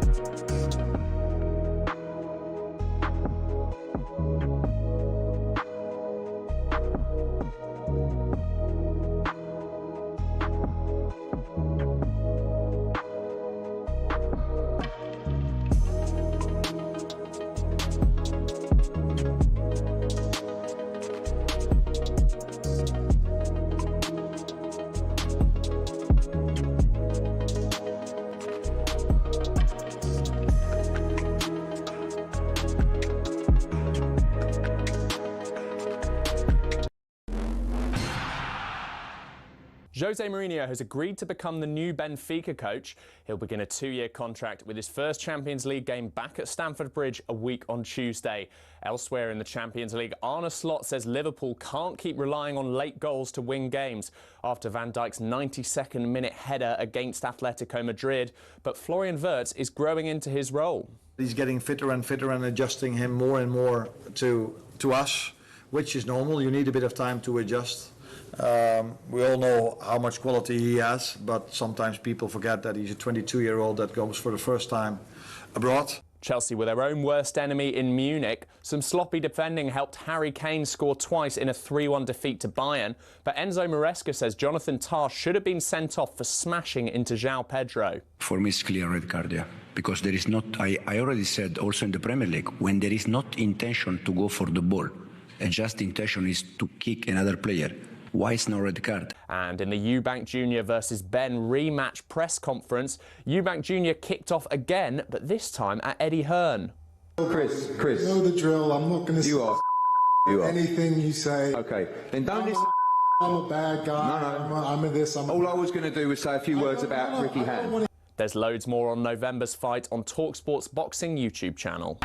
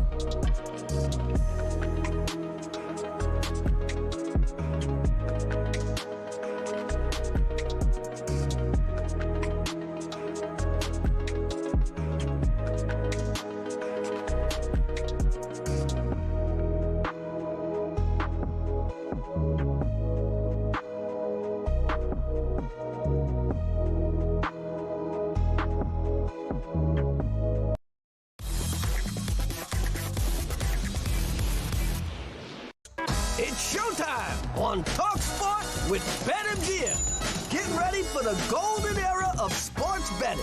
Visit betmgm.co.uk or download the app. 18+gambleaware.org. It's that time. We're joined by the hugely talented Sean Martin from BetMGM, and we'll look at some of the games and the odds round and about them.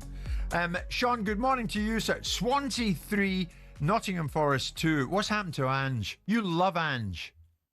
Well, your tenors in the post, Jim, for that. Again, that compliment. Morning, lads. Yeah, unfortunately for Big Ange, but also for me as someone who had Forest to win and both teams to score on, Swansea did indeed come back and win it at the death. It means Postecoglou, he's really got to follow it up with a win away to Burnley on Saturday, doesn't it?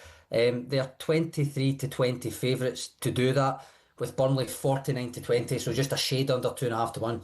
But it mightn't be the easiest task. I know it's a newly promoted team, which on the face of it is exactly what you'd want, but it's very much also a team that knows its identity versus one that's presumably still trying to change theirs quite fundamentally. Burnley's only loss at Turf Moor since May 2024, when, funnily enough, Forest beat them, was last week against Liverpool in the last minute. So it's hardly like they're struggling at home, even in the Premier League. Add on to that the fact that Forest have won just one of the last 9 there. And yeah, quite a few could be tempted to back Burnley at that 2.5 to 1 or thereabouts. Also, guys, you know I love a weird stat or a wee quirk of fate. A week today, I imagine I'll be on talking with you about Forest's first Europa League tie under Ange. And funnily enough, that's away to Real Betis, which is exactly the same fixture as Ange's first Europa League tie with Celtic back in 2021. And you guessed it, we went 2-0 up that night and lost. So read into that what you will. Twilight Zone. Sean, many people would say that is incredible research. Many people would say you've got way too much free time in your hands. So there we go. Swansea won it, and well done, Swansea. When you look back at the Champions League last night, Sean, what can you give us? Yes, definitely the latter, Jim. I've definitely got far too much time in my hands. World champions Chelsea, as a colleague of mine insists we refer to them now, lost fairly handily to Bayern, meaning another colleague, Matt Gibson's 120-1 English team's 6-fold lost. And Liverpool basically did the opposite to Forest, dropped a 2-goal lead, but then went and won it. late on thanks to Virgil van Dijk. Not a massive change to the Champions League winner odds really. Barcelona, Liverpool and Arsenal 6-1. Joint favourites, PSG at 7s and Real Madrid at 8s. I must say our pre-show BetMGM chat that we have in the morning earlier was massively taken over by talk of big Virgil van Dijk and his sort of standing in the game off the back of Jamie Carragher's comments. So I'm basically going to drag you guys into this as well for my own amusement really. There were actually quite mixed views amongst us, believe it or not. He's the best thing since sliced bread to a couple of us. I've seen him stroll it down south like you did up here with Celtic. But one colleague in particular, I won't name them, suggested that Alisson has got him out of trouble more than a few times over the years, and he maybe isn't quite as formidable as his reputation. And there's a handful, which is quite a handful of better centre-backs in the Premier League era. Just curious, if you two were to be picking a Premier League all-time starting 11, the back four, is Van Dijk in it over Ferdinand, Terry, Vidic, Stam, etc.? It's a good question, but I don't think so.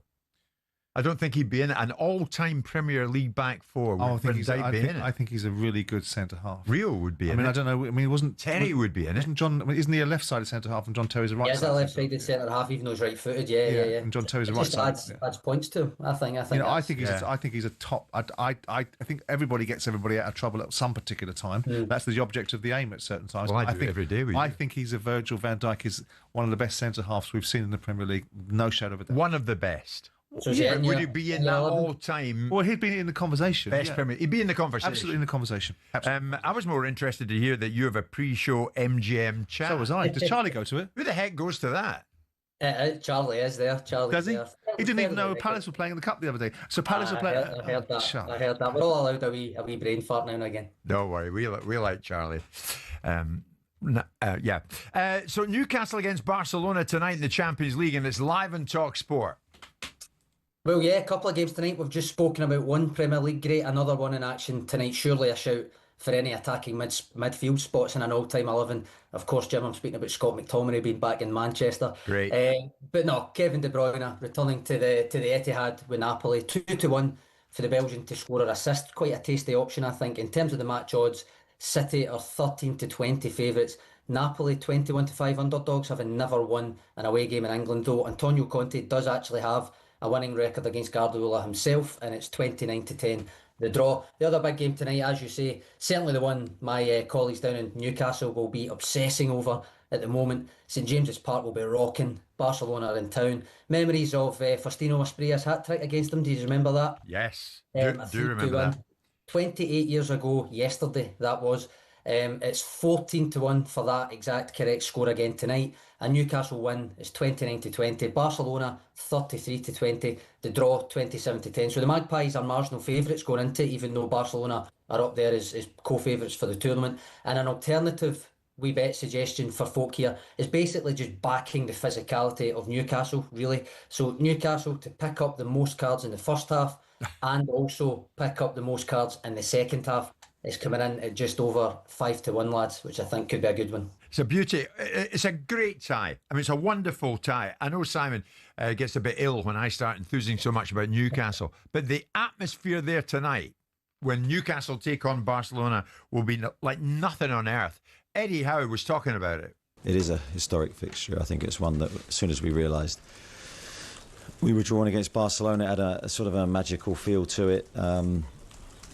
I think it'll be an amazing game to experience. Yeah, obviously we've been focusing on the tactical preparation and making sure we deliver a good performance. And I'm really excited to sample the atmosphere. I think that will just be an incredible thing again. I've got to say, Sean, I think Newcastle will run them close, that close that they might end up winning this. Yeah, well, as I said, the odds have got them favourites. They've actually only won, I think it's one of the last 8 Champions League games, but that was a 4-1 win over PSG at St James's Park. So they're capable, with that atmosphere, with that backing, of doing a number on the big boys, even though, as I say, Barcelona co-favourites to win the whole thing. Yeah. What about Napoli at City? I was saying to you during the break when we were listening to Eddie Howe talk about the odds on Napoli. I mean, Napoli are top of the league in Italy. Yeah. They're the defending champions. They've got a manager, or I think was brilliant despite his behaviour at Tottenham, and they've got a good group of players there. So I think it's going to be anything other than a pushover for Man City. I would quite fancy Napoli to beat Man City. I mean, it doesn't have a great Champions League record, Conte. The man has got to start somewhere then, isn't he? Yeah, and he's got world beaters like McTominay and Gilmour. Anyway, thank you, Sean. Thank you very much indeed for that. Anything you'd like to add? Anything more from your pre-show MGM chat? Anything you'd like to throw in? Not funnily enough, I made the same case about Napoli today, but it was, again, funnily enough, exactly what you says, Jim, that was kind of holding me back from predicting a Napoli win was Conte, for all his domestic brilliance over Juve, Chelsea, maybe not so much Spurs, but certainly done a job at the start. He does struggle in Europe. He struggles to juggle the league in Europe. So I'll maybe go, hedge my bets, 29-10 for the draw. Looks quite good. Sean, thank you very much indeed. Sean Martin with us. That was a look at the latest odds, all thanks to BetMGM. Visit betmgm.co.uk or download the app. 18 plus, begambleaware.org. It's showtime on talkSPORT with BetMGM. Keep things golden with responsible play at betmgm.co.uk. 18 plus, gambleaware.org.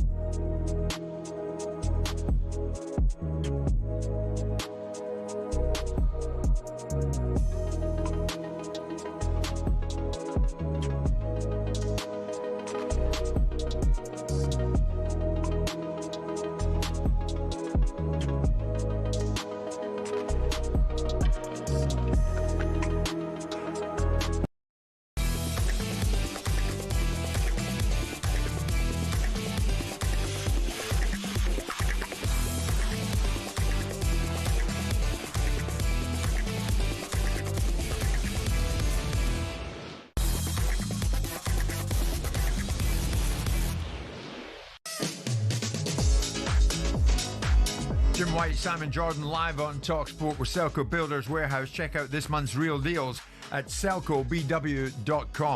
We'll be talking boxing when Spencer joins us in around 15 minutes from now.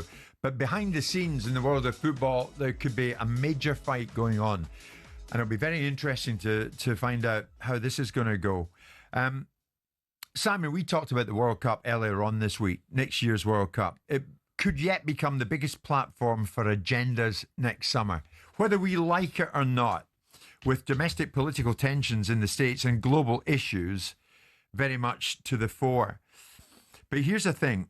In the last 48 hours, Spain's Prime Minister, Pedro Sanchez, has called for Israel to be excluded from international sports competition over its actions in Gaza. He said Israel should be treated in the same way as Russia was treated regards its invasion of Ukraine in 2022, which prompted, of course, as we know, a worldwide sporting ban.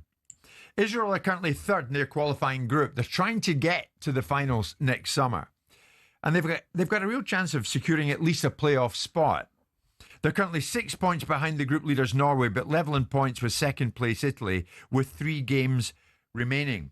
But now it's really been cranked up, because when asked if Spain would withdraw if Israel were allowed to compete at the World Cup, if Israel get there, a spokesperson for the socialist group in the Spanish Congress, their government, Rachi Lopez, said, well, we'll consider it later, and that a request would be made at an appropriate time if no action was taken against Israel should they qualify.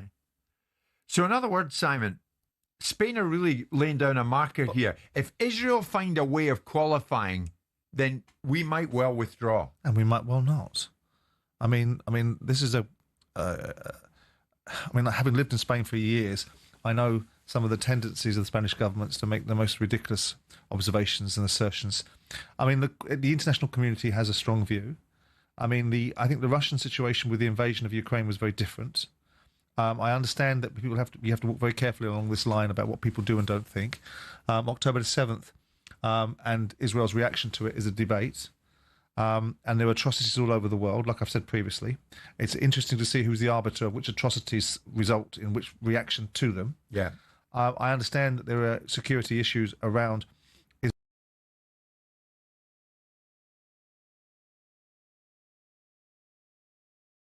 Americans might have to contend with. The Americans have been supportive of predominantly the Israeli position, so they'll no doubt be supportive of an Israel team being competing in the World Cup in America, I assume. If Israel were to make it. If Israel were to make it. I'm not entirely sure that the political wherewithal of the Spanish has that much influence on the international community. I don't think they're taking that seriously in their own country as far as some of the governing policies that they have. So it's just this then, is it just noise at this stage from the Spanish? Well, it is, isn't it? Because first of all, it's a spokesperson, which means that people of influence can stand back from it and say it was a misinterpretation. It's not the Prime Minister of Spain saying it himself. No, but he is. Spain's Prime Minister, Sanchez, has called for them to be excluded from international sports competition. Right, you just said a spokesperson talked about the idea that there was a situation that Congress spokesperson. Right, okay. Slightly different, isn't it? Albeit it may well be that how many times have we heard things being said attributed to politicians that have later been reversed out of? Circumstances are what they are. The international community has their view. And I again make the point that sport mustn't move with the agenda of the time, because things change, people's understanding of things change, and alighting upon political leverage to create a sporting landscape is not ideal. Yeah, but Simon, that's not what the Spanish Minister of Sport, Pilar Alegría, is saying. He's called for Israel to be excluded from international competition, World Cup and everything else. And he says sport is not and cannot be an island independent of what happens in the real world. Well, he's a politician. Especially when that real world tells us that human rights have been destroyed. Well, but he's a politician, and he would say that, because I would suggest that politicians being as far away from sport as possible is a good thing. Because the only reason politicians alight upon sport is because they know that it gives them populist outcomes. The only reason the government in this country alighted upon an independent regulator is because they knew that the fan-led review gave them an opportunity to believe that the fans wanted this, so it would be popular for them to achieve it. The Conservatives started it, and Labour jumped right on top of it. So it doesn't surprise me in the slightest that a politician would utter that particular band of tripe. The reality of it is unfortunately, there is truth in it, because the way that we speak about football and the power and influence, sport, money and power, these are the three component parts that go together. And influence comes through it. So they're going to have their way. They're going to have their view. How serious it will be taken. If Spain want to exclude themselves, from the World Cup, then fine. Let them do so. Let's see who else follows in behind it. There's no indication that we're going to do that. There's no indication that the Germans are going to do that. There's no indication that the French are going to do it, which are far more meaningful and compelling and politically powerful nations than the Spanish are. But you know that would come, wouldn't it? That would come. You know, will it? So Spain have pulled out, so who else will follow? That will come. Let me get this right. The lightning rod for political decision making will be the Spanish. I don't think so. I don't think so. If the Germans, if the football nation, well, yeah, but it would be a significant absence, and others might follow suit. That's fine. But we're not talking about the powerful. Other countries might see it as an opportunity to win the World Cup. The Spanish aren't there. So the fact of the matter is, as a powerful football nation, that's one thing. We're not talking about the powerful football nation. We're talking about the powerful political influence. And if we believe, just out of curiosity, if we believe that what the Spanish do is going to be the blueprint for what other more powerful, more politically succinct and adroit influence can be created through the UK or through the Germans, then I don't think so. Well, I think they're making a lot of this. It's a left-wing government that makes the most perverse decisions. I mean, the most recent one was suggesting that they should be able to stop any foreign nationals from buying any properties in Spain. I mean, their industry, their country, on certain parts of it, survives on tourism. I know. Let's hurt the politics of envy. Let's pull the top down, not the bottom up. I'm not saying this will happen, but say Spain were to do what they're threatening to do. Israel qualify and Spain say, right, we're not going. Yeah. You don't think for a moment that other nations will say, right, we've got a decision to make now too? But I think they'll make, because there'll be major pressure. But I don't think they'll make the decision based upon what Spain have done. I think they'll make that decision because they want to make it anyway. But I don't think they'll make it on the basis. Oh, let's have a look. Oh, the Spanish have done it. Let's follow them. Well, where would you follow? I mean, we're not all bloody Don Quixote, Poncho Villa running around. Pressure groups here. Well, there's always going. Of course, there is. There's pressure groups. Right. Will England follow suit? But they won't follow suit because of the Spanish. Press conference after press conference. I mean, Tuchel would be asked. So what? Tuchel doesn't make the decisions. He's a bloody England manager. I know that. We're talking about the politicians having undue influence over the Spanish Football Federation, over the UK government. Yeah. We know it happens. We've seen it. We saw Boris Johnson potentially intervene when Mohammed bin Salman wrote to him asking him why Newcastle can't be bought by a Middle Eastern. So we know this happens, and we know that political influence is rife, and we know that people are buying football clubs for a variety of reasons.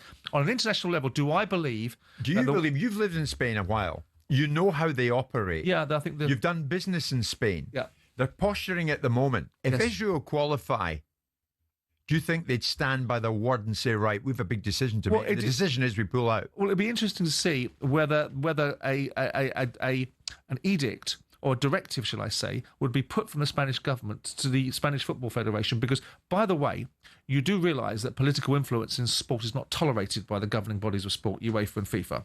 It's precluded and excluded. True. So the fact that the Russians invaded a sovereign territory in Ukraine has a different feel, and I know that there'll be people screaming at the radio saying, well, hang on, look at the atrocities that's happening in Gaza, and I'm not disputing that. The first casualty of war is always the truth, and there are always atrocities in war. So I accept that, but we can't just be selecting which particular atrocities we think that we should be particularly alighting upon to make sure that the noise and the level of interest and engagement around it becomes such that sporting events are sanctioned. I don't care. The Spanish government says sport is not and cannot be an island independent of what happens in the real world. Yes, but yes, it most certainly can, and yes, it most certainly should. And you as a politician most certainly won't want to do it because you want to make sure that the opportunity influence that you can have by alighting upon sport and representing your views through it helps you gain traction in the world that you occupy. Spin your plate somewhere else. Focus on the economy, because I don't think you've got a great one in Spain. Okay. Where's Spencer Oliver when we need him? He's on the way. It's coming up to 12 noon this Thursday lunchtime, the 18th of September. Wow, we're flying through the month. And it's Jim White and Simon Jordan live in talkSPORT.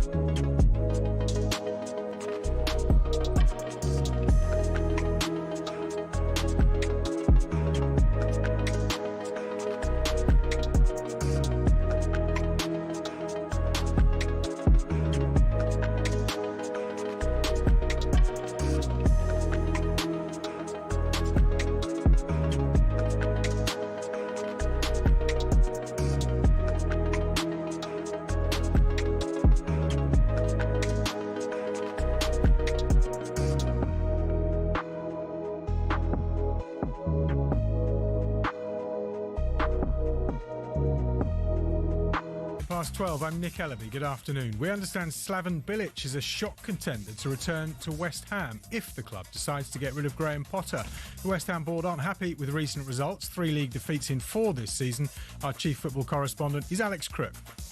They see themselves as a top half of the table team. They look a long way short of that at this moment in time. And Potter's own record, 6 wins in 24 games, 25%.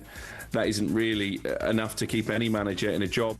Bilic was sacked as West Ham manager in 2017 after a poor run of results. 3 weeks ago, he told White and Jordan he still enjoys a good relationship with owner David Sullivan. We are now on very good terms. It's not, of course I wasn't happy, and of course I think now, and even then, that I didn't deserve to be sacked. Now, what really happened before Diego Simeone's red card at Anfield? These talkSPORT callers say they were there. One told White and Jordan things got heated when kids started filming an Atleti staff member. He took exception to being filmed.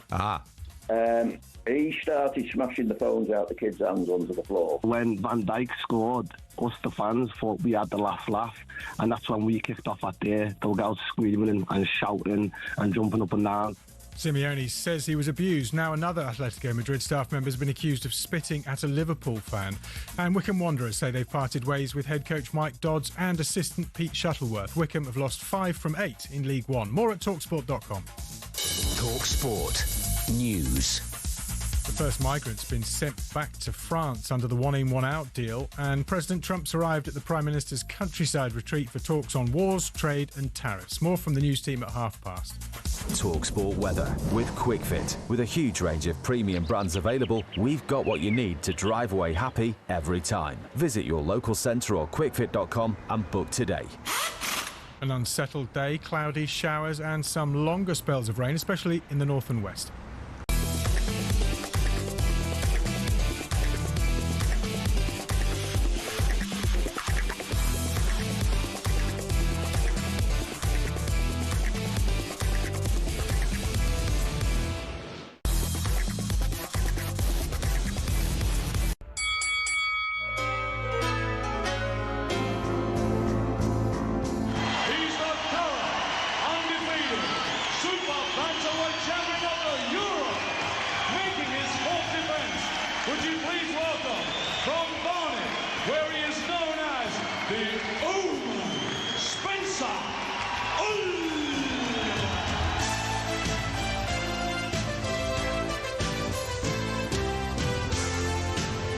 I've come to love that tune because that means the arrival of our little chum.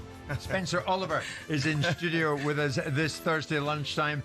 Spencer, good afternoon to you, mate. A lot to get through in the next hour, not least this. The Chris Eubank Jr. Conor Benn launch last night. Of course, the two will fight again later in the year. No eggs, but some tense back and forths. How did it play out?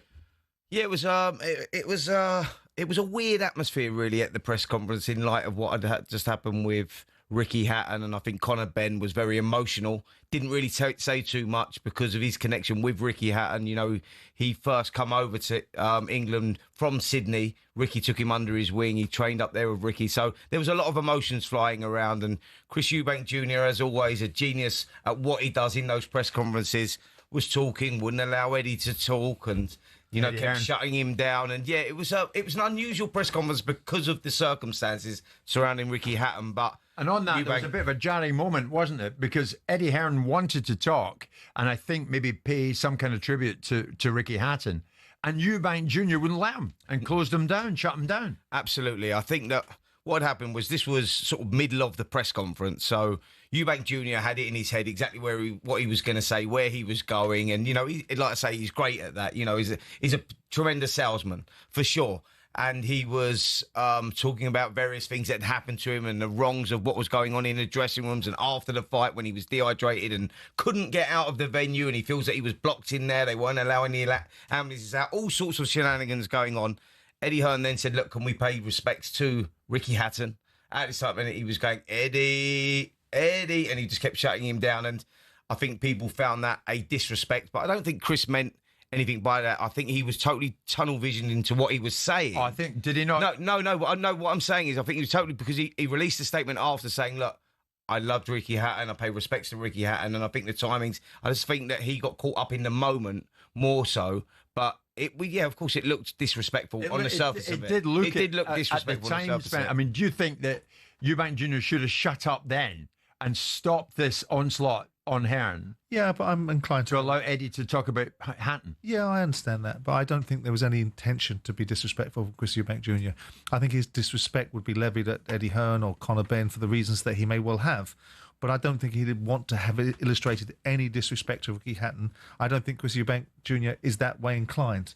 I think he's quite available to understand the challenges of the world, and I think he's quite bright. So I think it's just a circumstance. Some might say that maybe Eddie should have waited for a better opportunity to have mentioned Ricky Hatton when there wasn't this vitriol going back and forward, or maybe set up the opening of the press conference by saying, before we start this press conference, I'd like to pay tribute to one of the greatest fighters this country's had. They paid big tribute at the beginning of the press conference as well. We had Ricky Hatton things playing when he was a kid, boxing and going through his career, etc. So it was very poignant. Yeah, poignant for sure. And I think it was all just timing, Jim, and I don't think there's no wrong and right in what happened there. I think it was just just caught in the moment. I mean, that to one side. I mean, we do have to pick up, and whether we're going to do it now or later, we do have to pick up Chris Eubank Jr.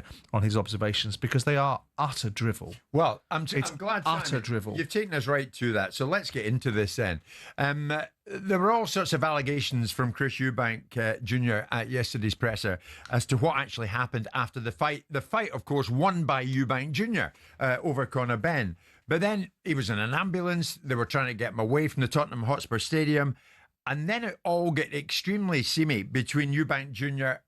and Eddie Hearn. Have a listen. After the fight, due to severe dehydration, I'm put in an ambulance and I have to go to hospital. I was actually so dehydrated that one of the toenails on my big toe fell off. It actually fell off. It's grown back about halfway now. But anyway, I'm in this ambulance. Jesus, not a toenail. I'm in the ambulance, and you still got it. These scumbags blocked that ambulance from leaving the stadium for 20 minutes. By the way, this is an intriguing. I'll keep going because this is all being noted. Because it's absolute waffle. 20 minutes. Waffle.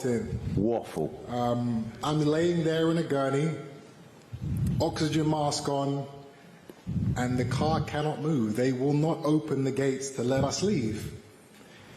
Now, who won't open the gates? Now, if this was a serious injury that I had sustained, that 20 minutes... Chris, I want to know who wouldn't open the gates. It's important. That 20 minutes... You can't answer that, can you? Could have been the difference between life and death. You talk you do. And while this was all happening, Conor Benn and Eddie Hearn are in here talking to the media, lying about how I had a broken jaw and that was the reason why I was going to hospital. Artists of the highest degree. Chris, can we get one thing clear? Can you just confirm that you are accusing us? I am Matchroom? Or yes. Okay, say it. You guys say it. Me from say it. Out. Say it. You know, Matchroom. Who else? Who else okay. would have been? Go on, say it. Why was I in an ambulance? Say that Matchroom stops you from going to the hospital. Why was I what? So you can try and sue me with your little lawyer? Not at all. Don't worry about that. Okay. I think you're talking about the wrong guy. Say it. To be up here. Say it. These are the levels. You talk. These are the levels. We stopped you from going because your toenail was falling off. These people heard it all now.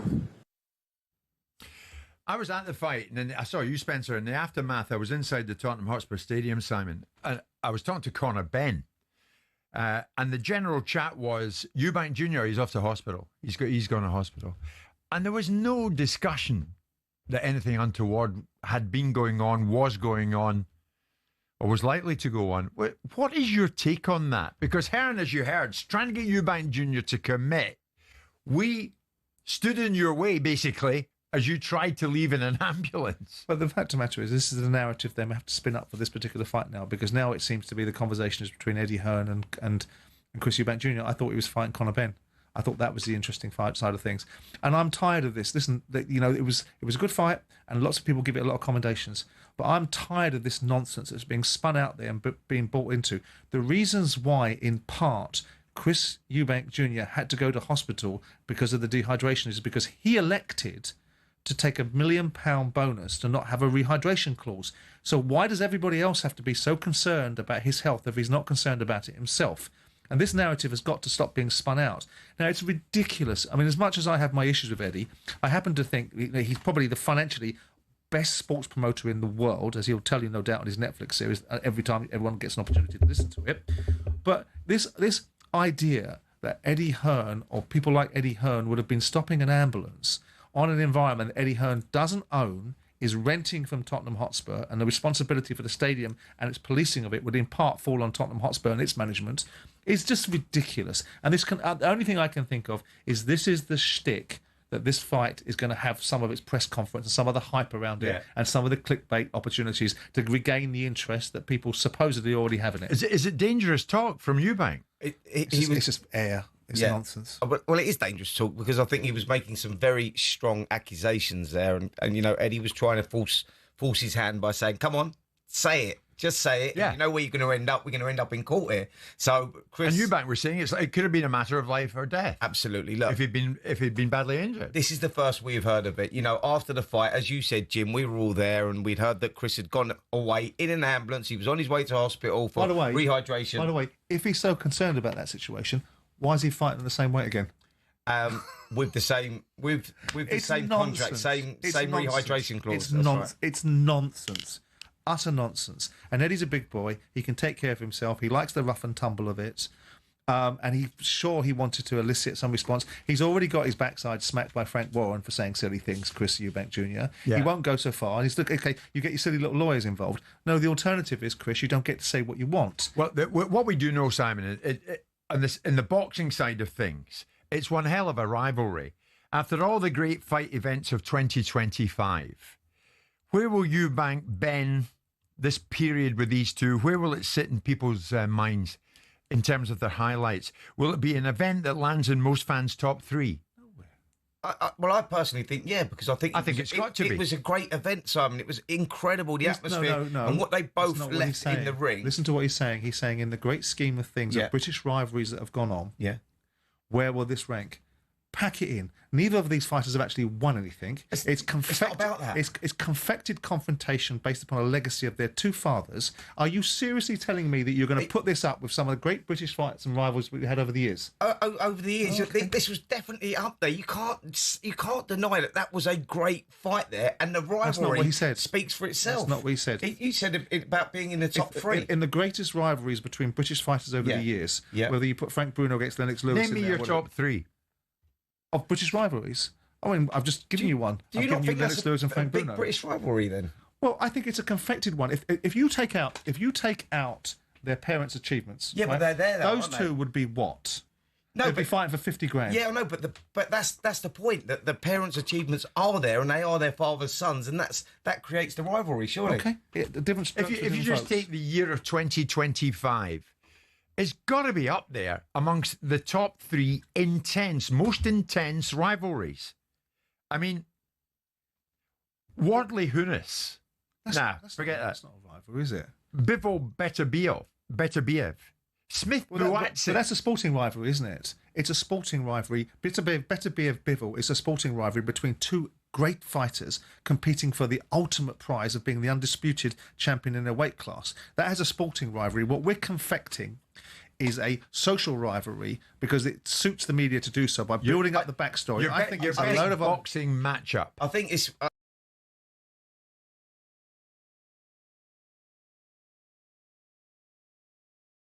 past Chris Eubank Jr. and you've got Chris Eubank Jr. who was dehydrated from being at a weight class that he shouldn't be at.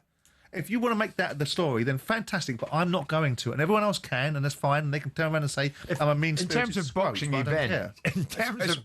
event, and you are, incidentally, in terms of boxing events, it's got to be top three. I totally agree with that. I do think it's top three.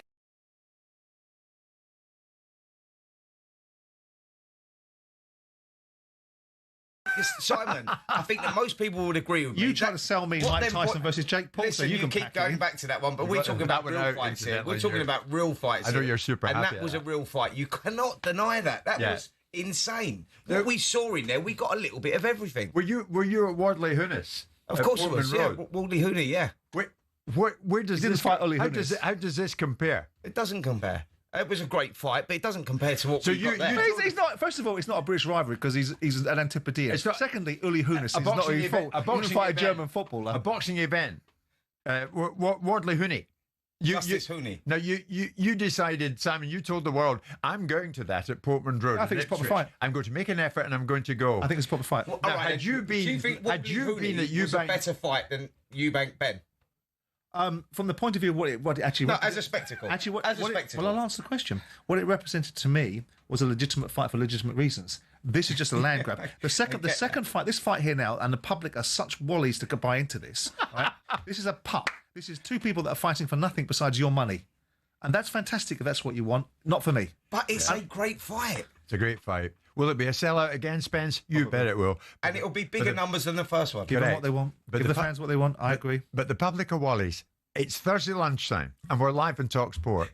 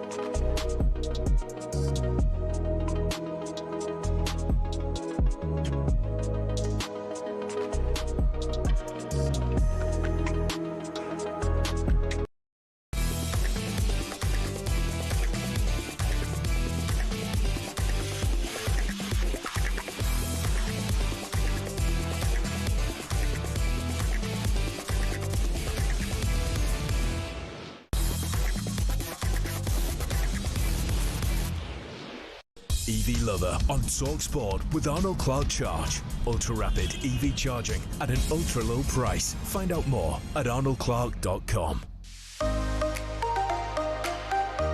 Yes, we're all professional here. In the middle of all that boxing chat, we suddenly thought, oh my God, the quiz. So thanks to Arnold Clark Charge, we've got an electrifying cash prize to give away today. We've also got a place in our grand final in Glasgow next month up for grabs, where one lucky winner will win a new MGS5 electric car. Spencer is with us this lunchtime. Spencer, you're going to enjoy this because we get so many people wanting to come to air and take part. And today is no exception. Randomly selected from all of our online entries is Tottenham fan Paul. Paul, how are you? Good afternoon.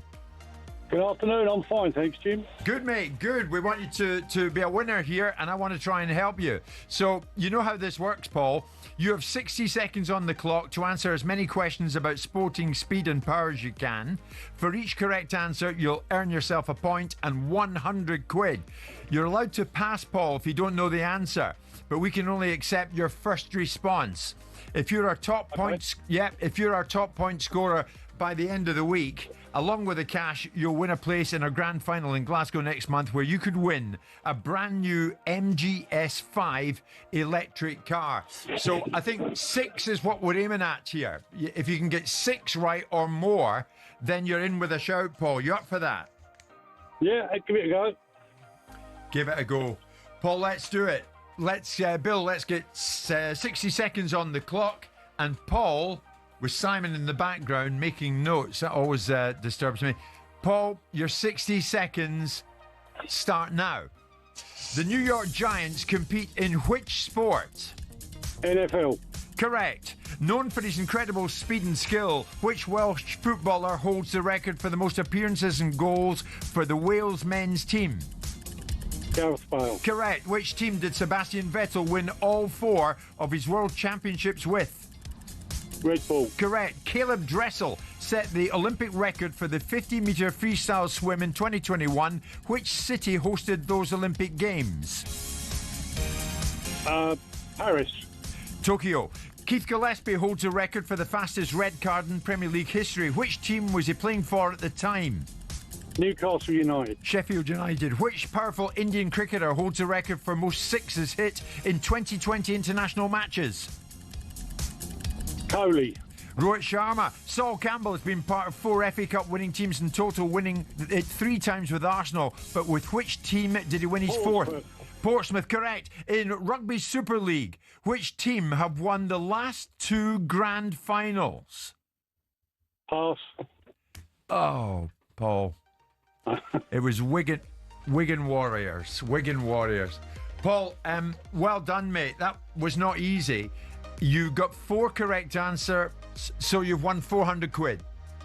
Marvellous. Not bad. Not bad. Well done with that, Paul. Unfortunately, you're not going to be in the grand final in Glasgow, but well done with that. So, Paul, you won 400 quid there. If you think you would like to do something similar, but go better than Paul did, and go 6+ is what's needed, then you can join us again tomorrow. Enter now at talksport.com/win. We'll be playing next week in Hawkesby and Jacobs as well, and in Drive the week after that, for even more chances to win. And it's all thanks to Arnold Clark Charge. Ultra rapid EV charging at just 55 pence per kilowatt hour. Find out more at arnoldclark.com. EV Lover on talkSPORT with Arnold Clark Charge for your chance to win a new MGS5. Enter online now at talksport.com/win. You're not happy that Paul didn't end up a winner there, are you? No, I'm just asking, is NFL sport? Isn't it the name of the league? Isn't the sport American football? I'm just saying I don't want to... We would have accepted American football as well. But NFL is just like saying, what sport do you play in the Premier League? Yeah. I'm just saying, I don't want to take 100 quid off the fella. I'm just saying, it's nice to see you reading the questions thoroughly and quickly. We would have answered, we would have accepted either answer. But you asked him which sport he plays in. Oh, for God's sakes. I'm just saying. Yeah. Technically, I could be right on this. He's like a parrot in your shoulder. Demented Cadbury's parrot. Canelo Crawford, did it live up to its billing, Spence? It was a great fight. it was what we expected with what was on the line for both guys. And I think for Terence Crawford becoming a freeweight undisputed world champion and the first male boxer to do that, to achieve that, was a phenomenal feat. I think a lot of people writ him off, myself and Simon. We got this one right, Simon. We did. A rare victory for myself and Simon. We sort of saw it the way that it was going to go. And yeah, it was a great performance. Canelo was a little bit too slow off the mark. Round 9 was a fantastic round. And if we would have had more of that, it would have gone down in history as a great fight. But it was still, take nothing away from both guys. It lived up to expectations. I mean, what is next for Crawford? Are there still more Everests to climb? Well, when you look at what this guy's achieved and he's still undefeated in 42 fights, you go, what next for him? He won't defend the undisputed world super middleweight titles. I don't think that he belongs at that weight division. Can't go to light heavy. He's gone. No, but he can go to middleweight though. So he can drop down to middleweight, come back down again, and look at Carlos Adames, who's a WBC champion, who beat Hamza Shiraz. Who beat Hamza Shiraz. That's a great fight for him. Or he can look to try and become undisputed, possibly in the middleweight division. I think that you're right, Simon. He's light heavy's too much, but he was super welterweight champion, jumped up 2 weights to super middle. Now, if he wants to achieve any more, middleweight division it is. I mean, it's a 3-fight deal for Canelo with Riyadh season with Turki Al-Sheikh. So where does he go from here, Simon? If it's 2 more fights and out, who might be on that wish list? Rematch. I totally agree. The rematch will possibly happen next, and then. Do people want to see it again? I think people would want to see it again. Yeah, I think it was a great fight. It was an intriguing fight. You know, Canelo needs to make a few little adjustments. I don't think he can. But I think for Canelo, in the position that he's in and what he's achieved, you go, he has to go over old ground. Otherwise, where do you go? Yeah. Interestingly, it was the first time in 7 years that Canelo Alvarez had woken up from a fight and hadn't been a reigning boxing world champion. He'd been in possession of at least one title belt ever since his rematch win over Golovkin in 2018. If you listen to Paulie Malignaggi, he'll tell you the reasons for that. You know, he came on this show and didn't miss, did he? In terms of his perception of Canelo Alvarez or Saul Alvarez, and turns around about the amount of fighters that he's ducked and how he's orchestrated and engineered. And I think that's a bit harsh, but I think there is some resonance in there. But I mean, the only thing that was controversial about that fight was the appalling judging scoring, some from the AI guys. But I mean, how one of the judges gave it 115, 113 is beyond me. I mean, the outcome was so conclusive. I mean, I gave Terence Crawford a minimum 8 rounds with three to Saul Alvarez and maybe the first round tied. Yeah, I had it 117, 111. And if you're trying to create an argument, a debate, then you can go 116, 112, and people may call you delusional for coming to 116, 112. Shorter than that. Anything shorter than that is crazy. Intriguingly enough, Spencer, I mean, strange judging. And the sequences of judging very much to the fore next, because we're going to be joined by IBF World Welterweight Champion Lewis Crocker. He's right here in studio.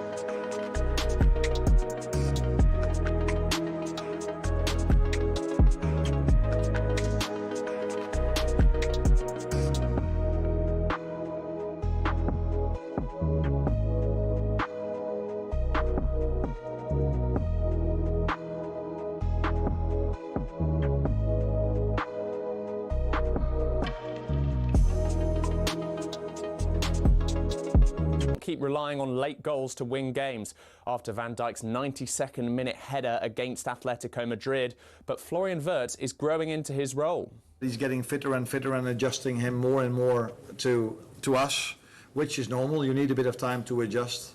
We all know how much quality he has, but sometimes people forget that he's a 22-year-old that goes for the first time abroad. Chelsea were their own worst enemy in Munich. Some sloppy defending helped Harry Kane score twice in a 3-1 defeat to Bayern. But Enzo Maresca says Jonathan Tah should have been sent off for smashing into João Pedro. For me, it's clear red card, yeah. Because there is not, I already said also in the Premier League, when there is not intention to go for the ball, and just intention is to kick another player, why is no red card? And in the Eubank Jr. versus Ben rematch press conference, Eubank Jr. kicked off again, but this time at Eddie Hearn. Chris. You know the drill. I'm not going to say anything you say. Okay, then don't listen. I'm a bad guy. No. I'm in this. All I was going to do was say a few words about Ricky Hatton. There's loads more on November's fight on talkSPORT's boxing YouTube channel.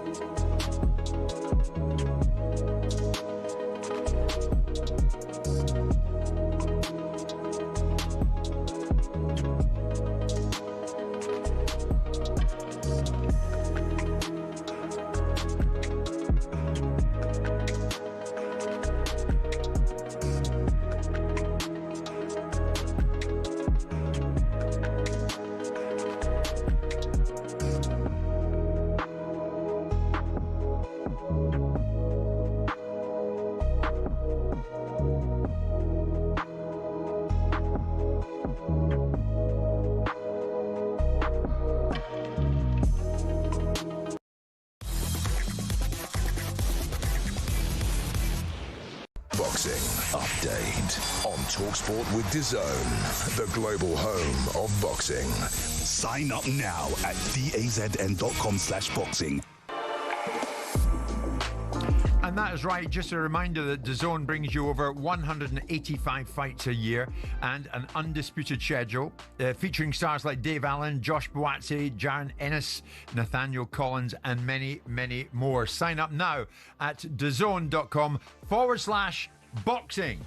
Of course, we're talking boxing this Thursday lunchtime, as we always do, in the company of Spencer Oliver. We've been Jim White and Simon Jordan live on talkSPORT. Now, here's the thing, Spence. We look forward to this one. Lewis Crocker claimed the vacant IBF at welterweight title with a split decision win against Paddy Donovan at Windsor Park, Belfast, at the weekend.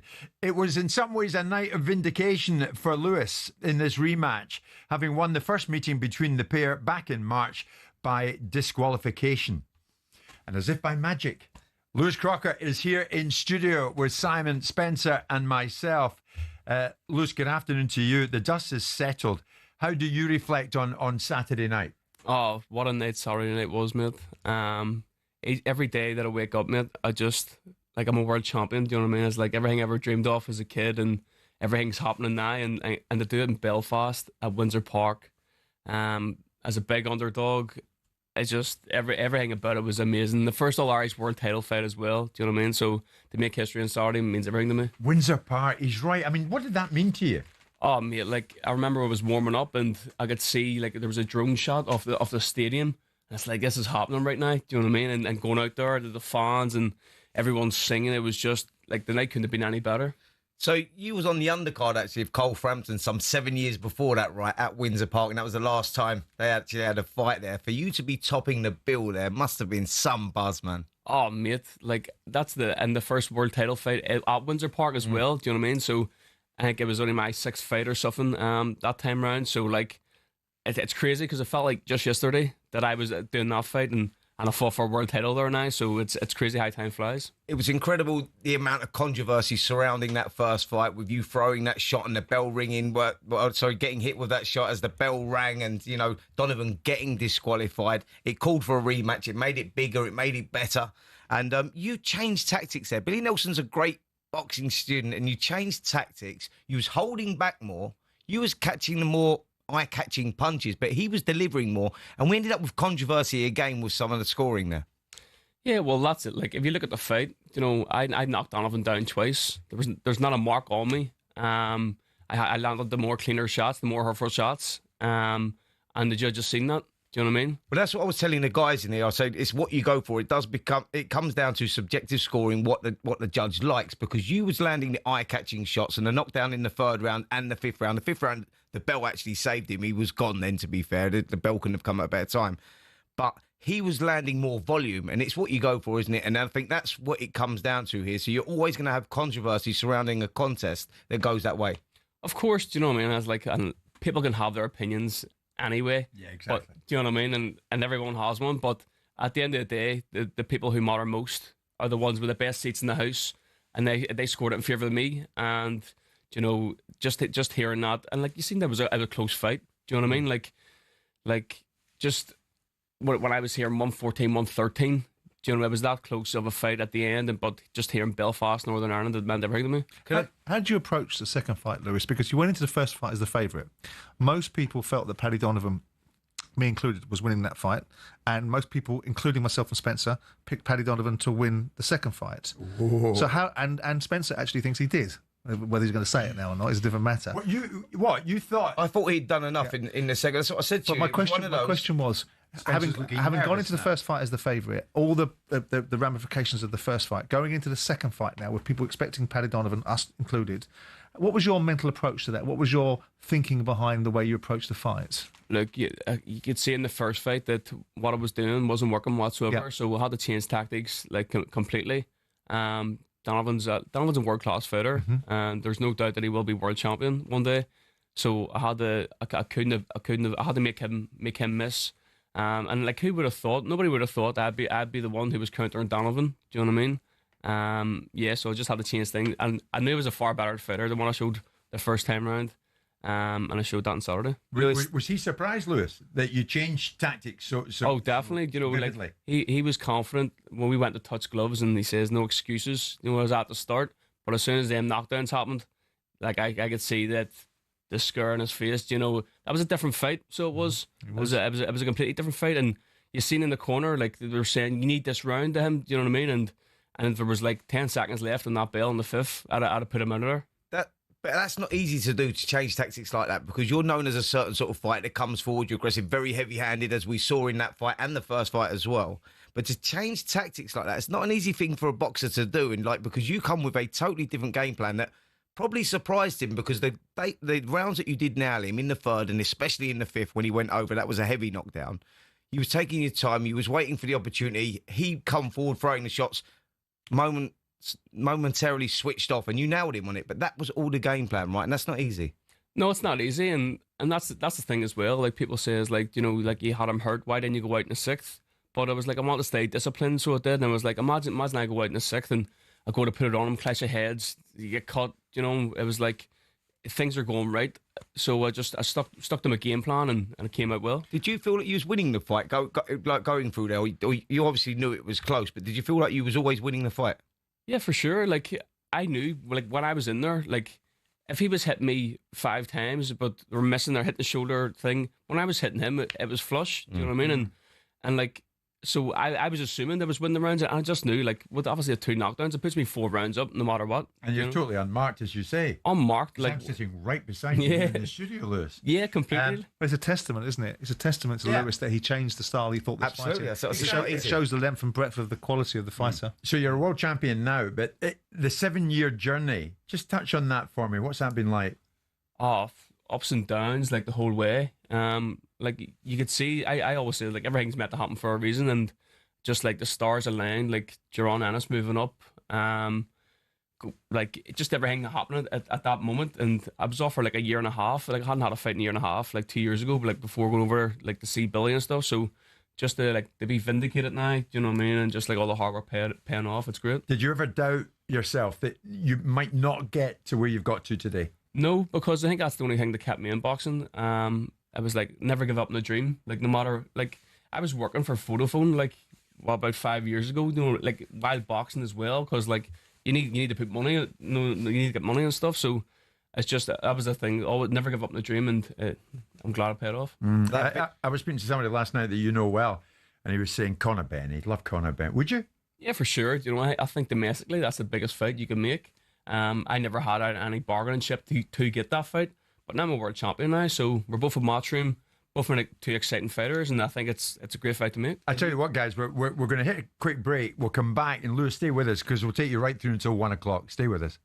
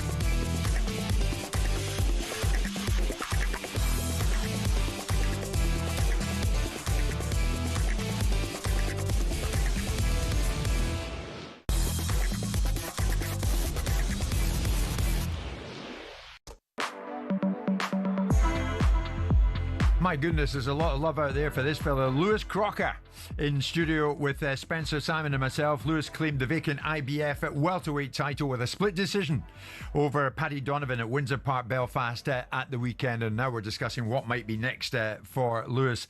And Simon, a lot of nice messages coming in saying this fella has got a big future. Oh, absolutely. And we're all thrilled for him because we can see what it means to him. I just got a text from Paul Smith, who I really like and do talk boxing with me and Spencer, and he just said plenty of us wrote Lewis off after the first fight. They got it spot on tactically, and he made a lot of us eat our words. Delighted for him. And that's the overall. And we're sitting across the studio from him, looking at him, at how much it means to him, and what it will mean to him going forward.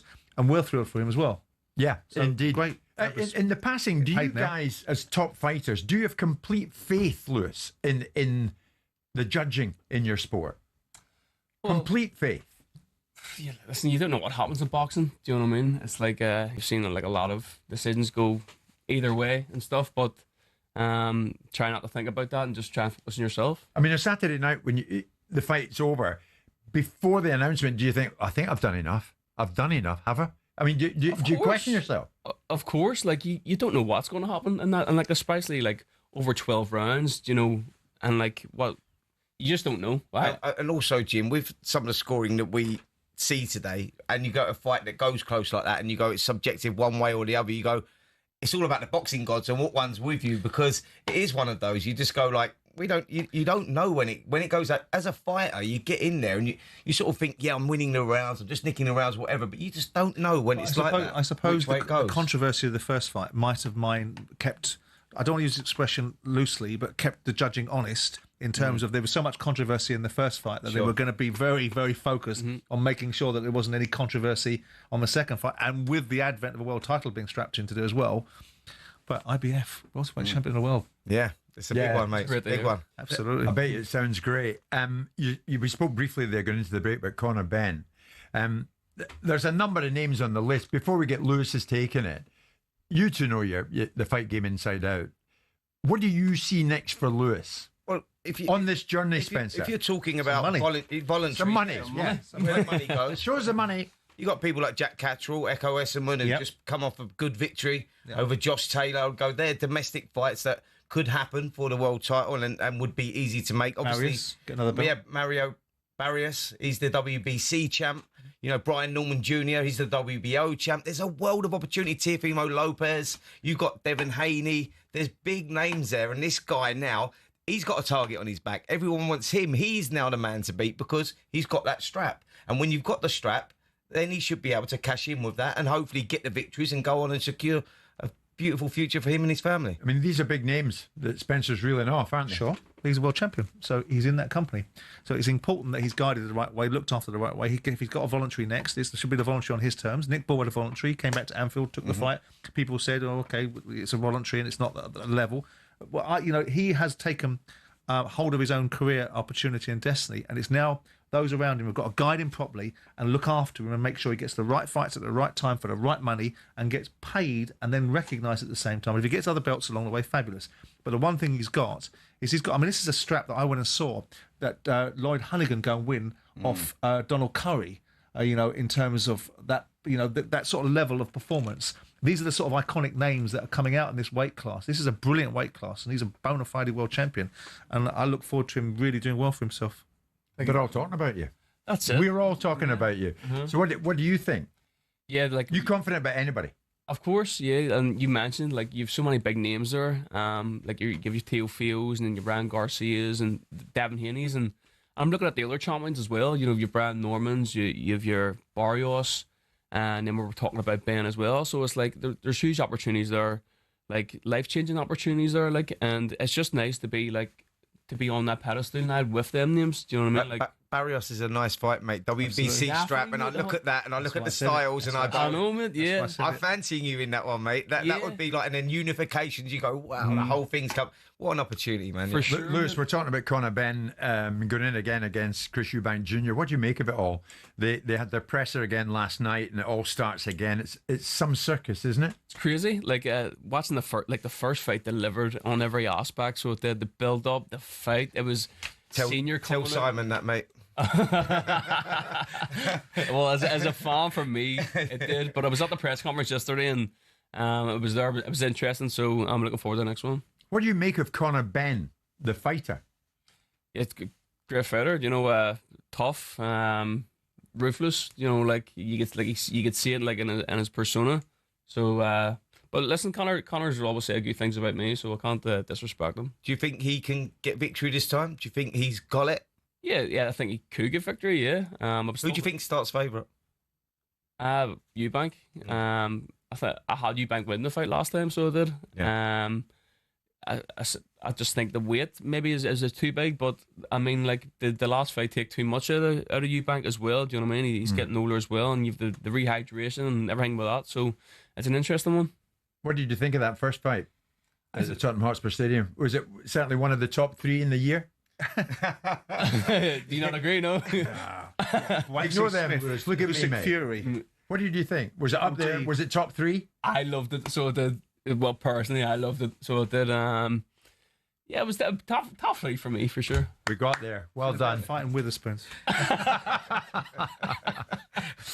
It certainly was amongst the top 3 for many people, many fight fans around the country. Lewis, before we go, want to finish today. Obviously, it's a somewhat sad note, because it was very sad news earlier in the week when the news came through, the announcement of the death of the former world champion Ricky Hatton at the age of 46. And everybody in the fight game, everybody in the country was hit hard by this, because he's such a popular figure. And you were amongst them. What was your reaction? Because he's been a big influence on you, has he? Of course. Like, Ricky Hatton was the first idol of mine, boxing. Like, I always remember like watching him, and it was just even from a kid, like, I knew, like, that's a man of the people. Do you know what I mean? That's someone like who everyone gets behind. And Hatton was my favorite fighter. Like, I used to have a dog, and I named him Hatton. Like, that's how much I love this guy. Do you know what I mean? So, an absolute terrible loss to the boxing community, and rest in peace. Like, it is one of those, Spencer, isn't it? That everyone has been hit so hard by this because of the popularity of the man. It's a hard pill to swallow for sure. Like no one expected it. No one saw it coming. That was the tough thing about it. We know that he was struggling with mental health. He had that issue over the years, but no one saw this coming. And I think the boxing world, especially, were devastated. They're numb by it, and we saw that at the press conference last night. I think that was the first time I've been in the boxing community sort of coming together, and there was a weird, subdued sort of atmosphere around it. Yeah, we've got this great rematch going on, but it felt more about Ricky Hatton really there, and I think even with the fighters as well. So yeah, it was a tough loss, man. It really is. I mean, you guys, we should finish with you, Spencer, and you, Lewis. You guys know what it's like to go in the ring. How will you remember? I'll ask you first, Lewis. How will you remember Ricky Hatton? I will always remember Ricky Hatton with the fans, just the love, the love that everyone had for Ricky Hatton was insane, and it'll always be like that. And I think that, Ricky Hatton's style, he fought with his heart on his sleeve. He delivered. He was a fan favourite. He was the kid from the council estate, and people could relate to him, and I think that's why he took 30,000 fans over to see him box Mayweather. He took 20,000 fans over to America to see him box Pacquiao, 10,000, against Luis Castillo. And you look at that and you go, no one else is ever going to do that again. And the reason for that is because he was the kid next door. When he boxed Costa Tzu in 2005, you got to say, he probably had a pint with everyone that was actually in that place, because that was that kid. So that was a fight, Simon, wasn't it? I went to Costa Tzu. Yeah, I went to it, yeah. I remember you telling me that. Yeah, I sat next to the late Dean Powell, who was a great boxing observer. And at the time, Frank Maloney was sitting in front of me, and I watched the fight. The atmosphere was fabulous. The performance was outstanding. He caught Costa Tzu at the right time. But you never forget the reaction of him and Billy Graham, do you? No. In terms of rolling around the canvas. And it's a very sad loss. He is a true British great fighter, a British icon, a great world-level fighter, even in the losses to Pacquiao. The Pacquiao one, I think he took harder. The Mayweather one, he didn't like Mayweather because he didn't like Mayweather's attitude. And I remember doing the podcast with him up front, and he took the mickey out of Mayweather about how many people would want a photograph of him and his watch, Whereas I can go and people want to see me and want to speak to me because they can relate to me. Yeah. It's a tragic loss to a great fighter. Ricky Hatton. As for you, Mr. Crocker, when will we see you again? In the ring, I mean. Yeah. So I'll have a talk with Eddie, matchroom, my manager and stuff. But, as I said earlier, I don't have a mark on me, and I'm ready to go again, so I am. So get the talks first, but probably sooner than you think. You're a world champion. Congratulations, Lewis. Thank you very much, sir. Thank you so much for being with us. Lewis Crocker, who took it at the weekend, the vacant IBF welterweight title. Split decision, but Lewis won it. Spencer, I thank you. Thank you, sir. I might be in the audience tonight. You might hear me heckling you at the London Palladium. There is a discerning clientele that we require in the Palladium, and you are not one of them. I see. Please be in the audience, Jim. We need someone. I know, he's on the stage. Can you believe it? With Neil Warnock in the London Palladium. My goodness, what is selling these days? Michael Duff, I'm reliably informed, is set to be named the new Wycombe manager. Well done to you, Michael. We're coming up to 1 o'clock.